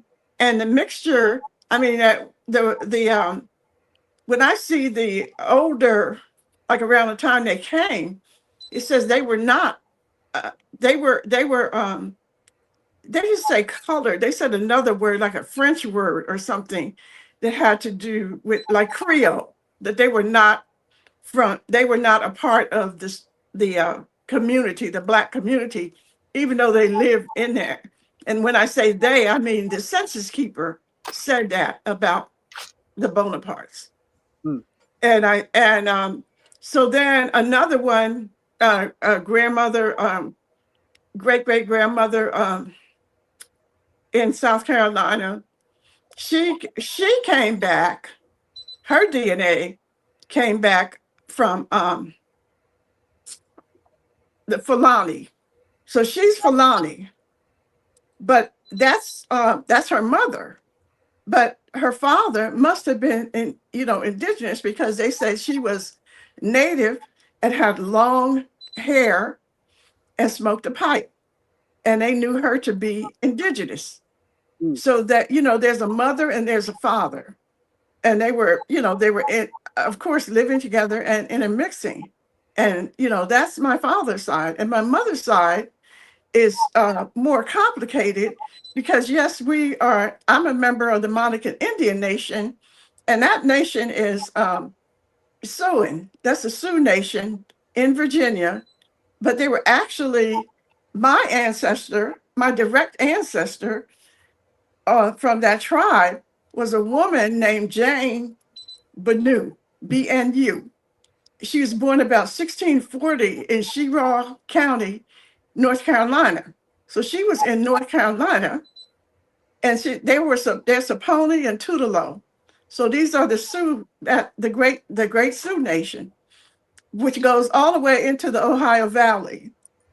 And they were in Virginia. But most of the other indigenous people I have that are related in Virginia are the Algonquins, and they lived on the other shore. And so when I wrote my book that you have, Along the Rappahannock, I'm writing a book about my indigenous ancestors who were Algonquin, the Nanzatico, and they were sold as mulatto slaves to Antigua. So that entire adult population of the tribe was sold as mulatto slaves to Antigua in 1704. And in 1704, they wrote a law that said these people, meaning the descendants of the Nanzatico, were from this time forward to be considered mulatto, colored, Negro, or Black, and that it was against the law for them to go back to their village. Their villages were in what is now Caroline County, Virginia, and um, King George County, Virginia. They were forbidden to go, meaning the children. The adults were forbidden to come back to Virginia by law. And what had they done?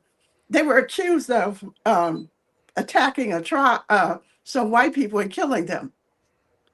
They just accused them, put a couple of them on trial and hung them, and then removed. They were trying to get the land anyway. That was just an excuse. So we always get them coming after us, and if one of us does something, then they have a holocaust against the rest of us.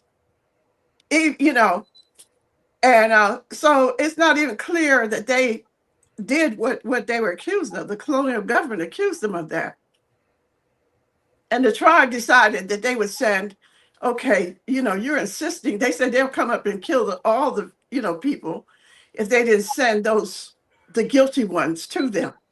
So 4 of the men from the tribe went and took responsibility. Um, you know, so that's why I wrote about that, because I want folks to understand what was going on. They were there, and they're mulattoes now. They're in Antigua, and they are slaves. But it was against the law supposedly against the law to enslave the natives, the indigenous people. It was supposedly against the law. So Jane, my ancestor from Sherwood County, North Carolina, her children were supposedly, they said they were going to put them in an indenture. They took the children and reclassified them as Negro and put them in slavery. And she was looking for her children. So there are records that we followed and found out that those children were fighting. Every generation, they were in court saying, we're native, we're indigenous. Why are we slaves? And I think that they won the case finally, but my ancestor, who was in Amherst County, she was free. They were free, but they had to go through, 2 courts. So the Virginia Historical Society has those records. So I was able to obtain those records. I was able to go into Virginia and obtain my ancestors who were in the Revolutionary War, who were indigenous, to find their rosters, because they teach us that they were teaching me back then in history class that the Revolutionary War soldiers were all Europeans. That then they talked about, oh yeah, there was these Rhode Island, Rhode Island, but they were Africans. They were not they were not indigenous. So they didn't want to say that. But when I went to Virginia and I started digging around and I found the rosters. So in 1998, I was accepted into the DAR because I found the rosters to my ancestors, Charles Lewis and his brother Ambrose, who were seamen and soldiers, and they were indigenous, you know. So and they had, they participated, and Charles had money, had property and everything, but nothing was passed down to us. So, and it was the same in Pennsylvania with my grandfather.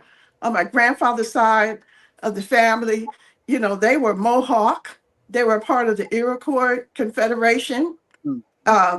And they were throughout. They have a Nan Fran Treaty that everybody should look at to see the land that they had, because they were up in Canada, what is now Canada, and throughout the region, throughout the Ohio Valley. They just had a circle of, you know, villages where they were before colonization. And their land, when these people came in, they started taking their land. So some of them, my ancestors there are Susquehanna, some of them are Mohawk, and they were intermixing and intermarrying with each other during that period. But my frustration with Dr. Gates, because I thought, you were going, play him up or something like that, is that he would come and say, very few of us were indigenous. Right. Very few of us are native. Right. And that was just frustrating to me. Mm-hmm. And early on, like there was an article that but that article was talking about.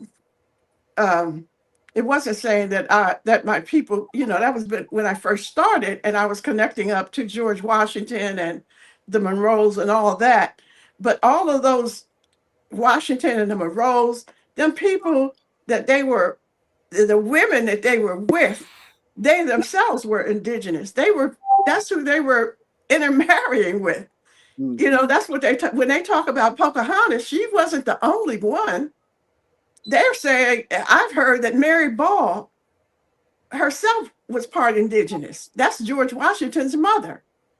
Mm. And so my family lines are connected to the Monroe family in Washington through one of my ancestors, who was a mulatto woman. And a Monroe's father, William Monroe Sr., was, he had her there as a child because she was mulatto. So she was indentured to him as a child. But his son and her married, and she had a child with him. And that's in the court records. And because they couldn't marry, this was in 1720, they could not marry, and they annulled the marriage. And they were going to charge her with bastardy or having a child, Mm. but they decided not to.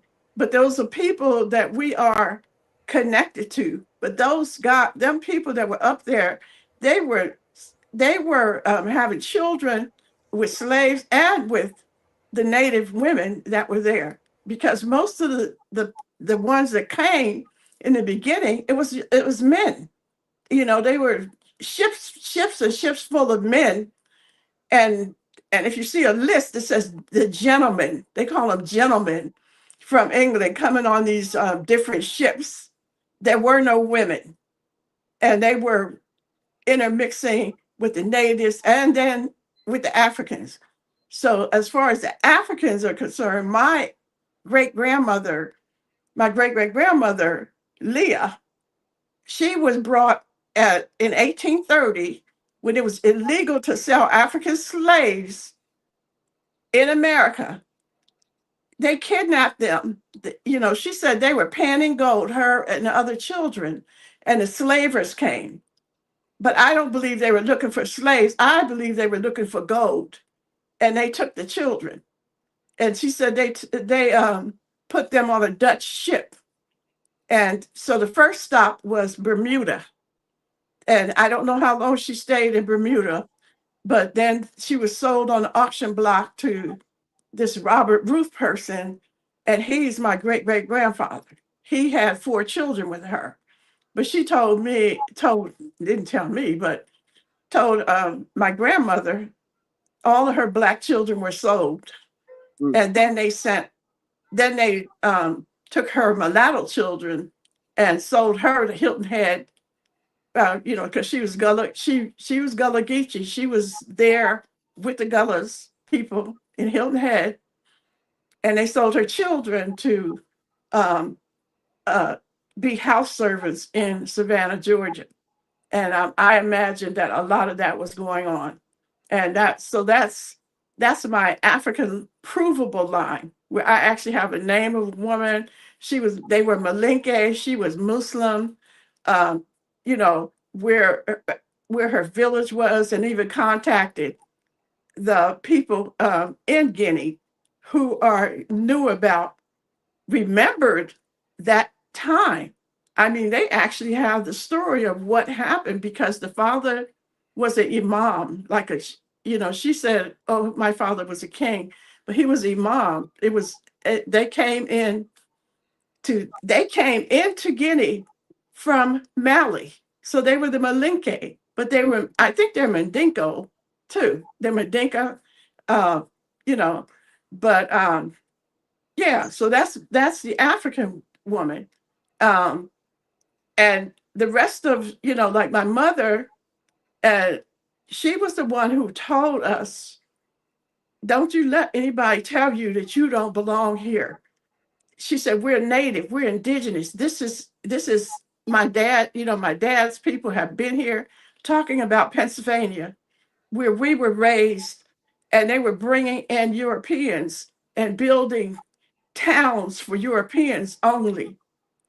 But we were not allowed to live on the land that they stole, not the Europeans that were coming in, but the government. The governments are the ones who are behind the lies and the betrayal of our people. They have, they're the ones that are in control of the vital statistics. They said, my people who were native became mulatto by law. They could not claim Indian. If they claimed Indian, they were being shipped to the Midwest. They were being shipped to Oklahoma. There's some that were sent as far away as Montana, and they could not come back and claim Indian in Pennsylvania. So for me to say that, when I would say that out loud, what my mother was telling me, I would get a lot of flack. I got flack when I started writing my books. They have basically banned my books. It's CRT. They don't want that. I mean, it's racial, CRI rather. So they banned my books. Wow.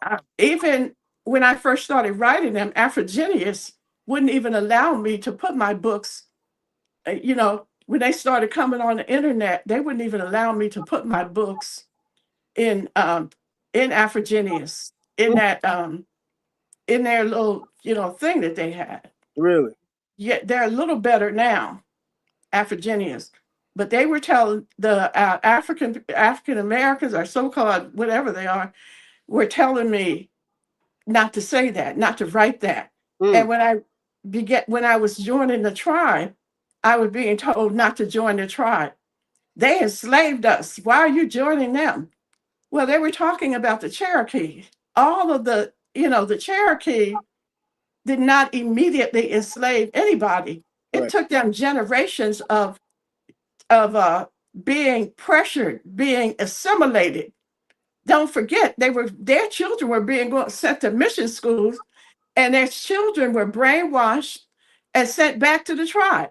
That's who was doing the enslaving. It wasn't, it wasn't the Cherokee they met. Just the same way with Africans. They were like, well, Africans sold you. And then the most intelligent people don't even sit back and think that how long did it take before the Europeans showed up and were able to intimidate and kill off and assimilate enough Africans to who by the time that they were selling them, they were not African. They were mixed race, mixed with the Portuguese or the Spanish. They Mhm. were mixed race people. They were not, from the tribes. I don't believe they were, you know. Mhm. And the other thing is that a lot of the tribes, like the Arawak, I was in Cuba in 2015, and they said that the Arawaks were enslaved, after Columbus tortured them, enslaved the children, enslaved them. And once they didn't kill off, they sent them as slaves to Africa. And I didn't even know. But this is what the Cuban historians told me. They took that's a lot of the Arawaks were sent as slaves to West Africa, to a plantation. I Mhm. didn't even know that. I just thought they were over in West Africa taking slaves, taking people out. I didn't know they were sending people in. Mhm. But that's what the Cubans said, the historians that I talked with in Cuba, and I believe them, you know. Mhm. So this is, and the other thing I want to say is yes, that my brother's, when he did the DNA test, it traced him because this is with family tree DNA. It Mhm. traced the lineage all the way out of East Africa into India, into Asia, and all the way into Australia, Melanesia. Mhm. So our lines were coming the same way the Aborigines came, but Mhm. we just continued on because they're all the same lines.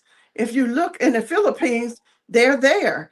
They're in Hawaii, the Samoans. These are the Aborigines coming out of uh, Africa and traversing into Australia and continuing on. And they were the first ones to come into the Americas. That is who I believe my grandpa, those are the roots that I believe that my grandfather has, the DNA. That DNA matches up with Melanesians. And those Melanesians came out of Australia. Those are the Aborigine people that, because they said, oh, you're the indigenous to the region that is known as Colombia, South America. That's what they said, you know.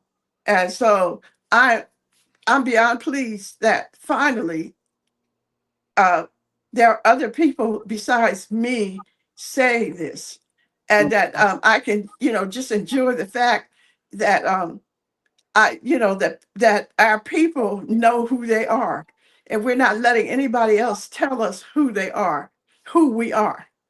We're not letting them do that anymore because they're not, to me, um, they're not superior. They don't have any more knowledge than we do. And guess what? My ancestors have always guided me. I will wake up in the morning and something will say, go here and look over there. Go over there and look. And I would go, and sure, an answer would be there. I had the same experience. Yes, the ancestors have been guiding me all along. They want us to know who they were and to tell their truth, It's you true. know? So that's all I have to say. And thank you so much. I thoroughly enjoyed that sister's presentation. Oh yeah, it's quite a joy to have you on. And as you say, on my journey, it's been the same thing. The ancestors would, I'd go in the library, the ancestors would guide me to certain books Yes. that had the exact answer I was looking for and show pictures and things of that nature. And I'm like, oh man, Hmm. confirm that they want their story to be told. Yes. May I chime in? Yes. Definitely. I had a similar experience almost 10 years ago. At this point, I had traced one of my lineages back to my third great grandfather, David Melton. I saw him on the census, and his wife, Jane Atkins Melton. And I was being silly, and something told me why don't you just type their name in Google? I kid you not. I typed their names, David Melton and Jane Atkins Melton, being silly in Google, and a book popped up where their names were in it. It was written by Rick Murphy, R.I.C. Murphy, Mm-hmm. and he's a distant cousin of mine, it turns out. And he spoke about many free families originating out of the Tidewater area and migrating into North Carolina, and they were among them. And it Mm. was from his book that I learned that Jane Atkins was half Chickahominy and half Quaker, and her husband, Yeah. David Melton, was also part Chickahominy as well. Mm. And that had to be spiritually led, because what would make me type something like that into Google only to discover that a book was recently published with those same ancestors' names in it. And I ended up learning so much more about the lineage. Mm. Mm-hmm. Wow. Yeah. Wow. Beautiful. Beautiful. Yeah, it's a beautiful journey to be on. You know, you discover so much, you know, about your ancestors, you know, Mm-hmm. and it continues, you know, it continues because Yeah. we have so many branches of our family tree, you know, to explore. Mm. Oh, yeah.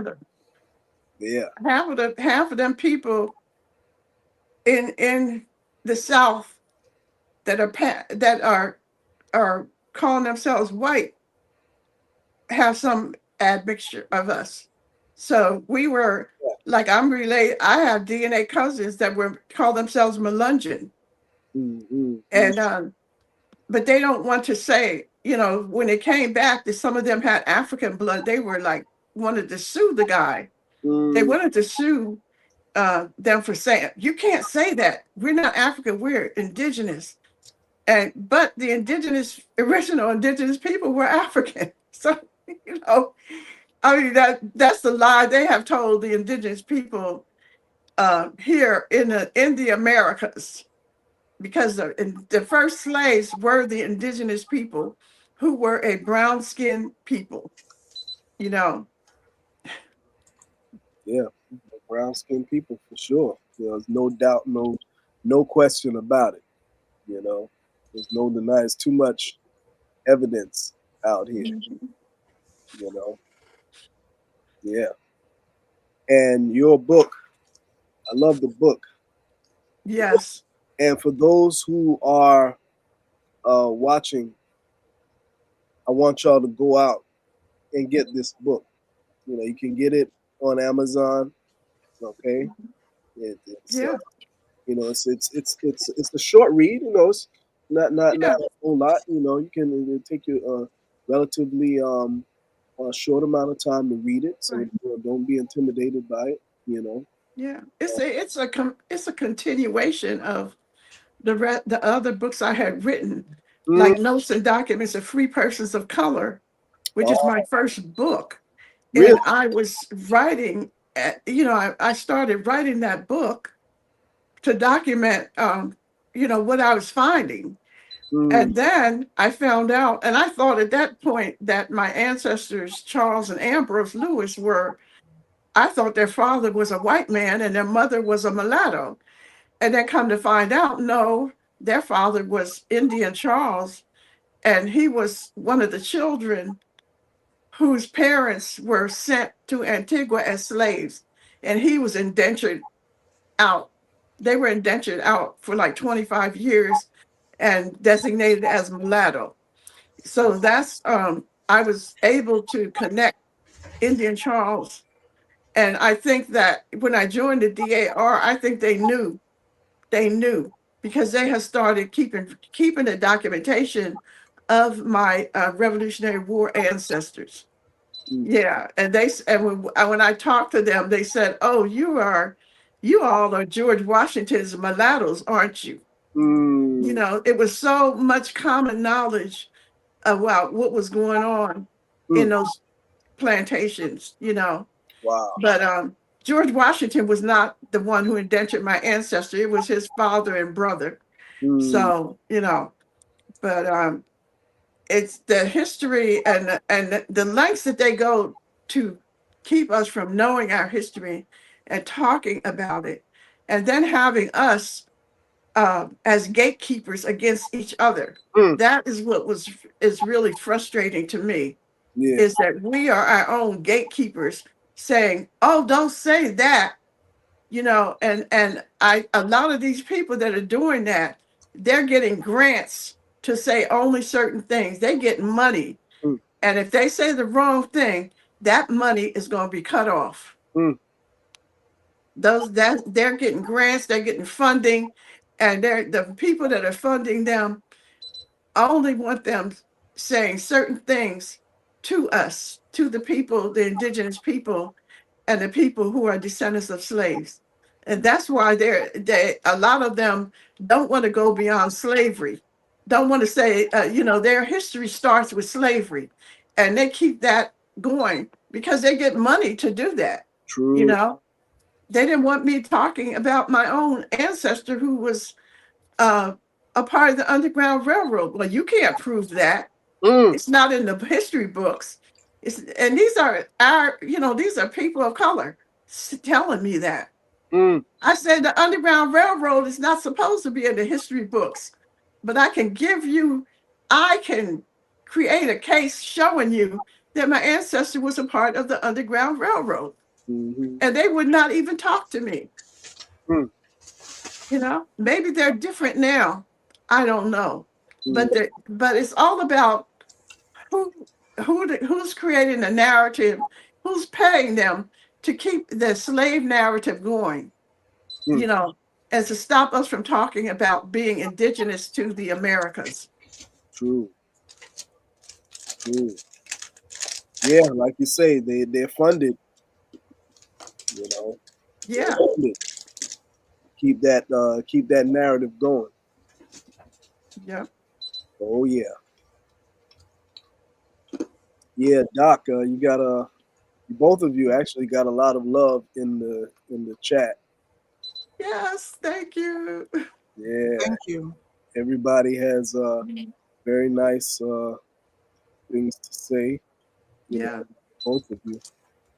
Oh, and I want to push my channel, Anita Sure. Talks History and Genealogy, Let and me I'm on YouTube. let me write that down in the chat. Okay, say that again. Yeah, Anita Talks History and Genealogy. Is that one word, or broken up? It's broken up. Anita Talks History and the ampersand.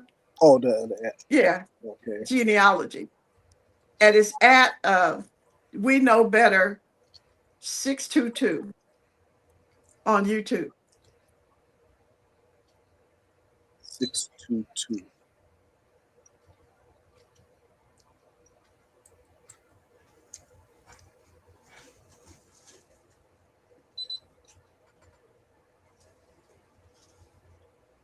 That it? Yep. Yeah, that's it. Okay. Yeah, definitely check out her channel. You know, and I know you have. How many books have you written? Seven. Wow. Seven. Yep. And this one here is not even the first one. Nope. Mm, mm, Yeah. All of them. The more information I was finding, the more I wanted to document it mm, and put it out there for other people who are doing the research. mhm, Because wherever we were, like the sister said, we were a community, we were a tribe, it wasn't just my family, it was that community. And mhm, that's what I was finding, communities. mm, And so I wanted to write about those communities, mm. you know. Wow, I definitely have to get those other books. Mhm. Sure. So the first book, what was the name of that one? Notes and documents of free persons of color. Okay. And there was a community in Fredericksburg, pre-revolutionary community, and it was made up of FPC or free persons of color. They did not call them African. They Mm, didn't call them African. really? They said free persons of color. Okay. And this was pre-Revolutionary War. Mm, Like my ancestors lived there, and they were called mulatto. They mm, were calling them mulatto, and then later on, they started calling them black. You mm, know, that I mean, they would call them. They would start them out calling them mulatto, and then they would say, "Oh no, they colored." Then they would say Negro, and then they would say black. And this was within a lifetime, within their lifetime, mm. because they control the vital statistics. Their white census taker was going out and deciding what race you were. That's right. Yeah, That's right. That's a fact. Yeah. Oh, cousin Awanasa says yes. Thank you so much for sharing mhm. with us. Yes, you're welcome. It's my pleasure. Yeah. Oh man. Yeah. I definitely thank the both of you for joining us. And Miss Wills, I want to have you in this series where you have your own space and time to talk about your family and your books at length. Good. Okay. Yeah, and I'm sure that after today, people in the chat are gonna go out and get this book and the other Yeah. books that you have, and I know you have other merchandise as well. Yeah. On my YouTube channel, I have merch Okay. because it's important for us to have supporters. Mm, Subscribers, supporters, not just tuning in, but supporting us through our merchandise and supporting us through subscriptions, paid subscriptions, mm, and things like that. Because it's all of our journey. It's not just my journey. It's all of our journeys. exactly.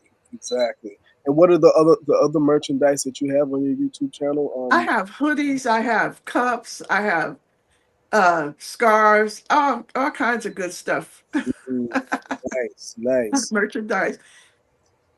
Yeah. Yes, those of you who are listening and watching right now, go over to her channel and get some of that merch. I'm gonna go over there. Yeah. I'm gonna get some stuff too. Yeah, show that support. And for those who are listening while we're talking about products, and those who watch, they already know about my book.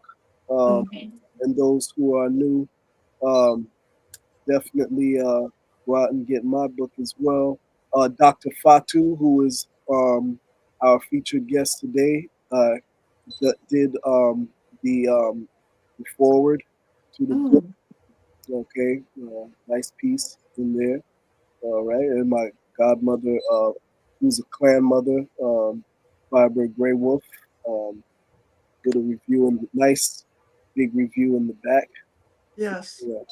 But we'll talk about that on another show. And I won't keep everybody. I know it's Saturday, and I know people want to go out, and those who are doing the Christmas thing and all that. They want to do their Christmas shopping, and Mhm. so I know how that goes. And Don't go to Target. exactly, exactly, exactly. Yeah, but I really enjoyed us doing this build here. Yeah. It's very powerful, very powerful. Hmm. And Doc, I thank you so much, and I'm waiting for you to complete your book. Oh, yes. Thank you. I know that's going to be a very, very interesting piece of work. Yes. Yeah, I'm looking forward to that. What's the time frame? For it? Uh, I'm hoping to complete it by spring. Okay, okay. Oh, cousin Awanasa says beadwork. She likes your necklace. Mm. Yeah, Yeah. Yes. yeah. Okay, so I'm looking forward to that, Doc, in the spring. I'll be your first customer. Oh, yes. Thank you. I'm second. Of course. Yeah. All right. So I won't hold everybody up, and yeah, say until the next time. You know, say goodbye, as indigenous people. Say, until we meet again. Okay. Okay. Okay, then. Have a good one, everybody. Okay, you too. Too. And Miss Wills, feel free to check your email. I left my contact information in my email. Feel free to reach out at any time. Oh, okay. If Great. there's something that you want to promote or anything, any projects or any things that are upcoming, you always are welcome Mhm. to promote it on this platform. Great. Thank you so much. So you're quite I welcome. will follow through on that one. Definitely, definitely. You're quite welcome. Yeah. Okay, everybody. So thanks again. All right. Okay, folks. Man, this was really powerful.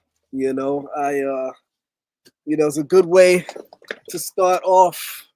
Good way to start off the Saturday. You know, and it's always good to have all of the people who are in the chat. I gotta shout y'all out. Thanks to everybody who joined. Let's see, we had Mother of Civilization. Thanks for joining. Let's see, Dahomey, 1721. Thanks for joining. And Nickel Niner and Chris Connor. Yeah, he's a regular on who joins in. Let's see. And um, Patrick Jones, 52.99. It looks like a new someone new who joined in. Thank you so much. Um, and who else? Engine Radio, definitely. It's been with us for a while. And let's see who else. Ako, of course, Cousin Awanasa. And let's see who else is in there. Firewalker. Yeah, Firewalker. It's not, it's like, is that Lavelle? It's like Lavelle's picture. You got a new change the name of the show. Firewalker Big Cat. Looks like Lavelle Pierce. Yeah. And let's see who else we got in here. And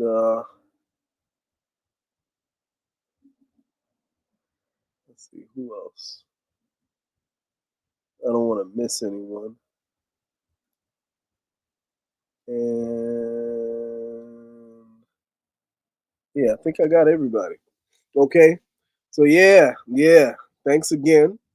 And we'll be continuing this series. We're gonna have the sorry, yeah.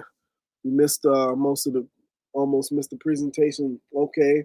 Yeah, well definitely you could check it out from the beginning when we finish, just replay it and let's see. Yeah, and we'll have some more guests, including myself. I'll be doing a lecture myself. We'll continue to shut that gate, to close down Henry Lewis's gates. All right, because he did some good things in terms of helping people to discover things about their genealogy that they didn't know before. Okay, so I'm not completely uh, dismissing his work. We just want the whole truth to be told, present everything, you know, and don't omit the stories that haven't been told. okay, and break down the fact that you can't just take those DNA tests on face value. You have to look deeply into those results and break it down from another lens. You know, they're not gonna just give you everything like that. You know, until we start to field and train our own anthropologists, you know, our own scientists, you know, our own linguists, our own everything, you know, our own Egyptologists, our own all of that, until we start to have our own learn these disciplines and break them down from our perspective. You can't just go by it on face value. They're not going to do that. They're not just going to give you the truth like that. You know this. It's historical. That's been the case from time immemorial. Okay, they're the colonizers. Of course, they're not going to tell you the whole truth. You know, we already know about academic bias, you know, and the whole history of it, scientific bias, and the whole history of it. Okay, but anyway, I'm not going to hold y'all up. It's Saturday. You know, we all have things that we need to do. You know, I'm about to get in this kitchen, and you know, that's what I do. You know, that's my thing. You know, I'm nice with the culinary. Okay, so I'm gonna do one of the things that I do best. All right. So anyway, thanks again for joining, and stay tuned for we're gonna have more interesting guests for this series, closing Henry Lewis's gates. Okay, and we'll definitely have Mama Wills on here to do her own presentation. Okay, so stay tuned for that. And until the next time, I'll close out saying Dododa Gahan E and Sereme Ayo Sereme Ayo.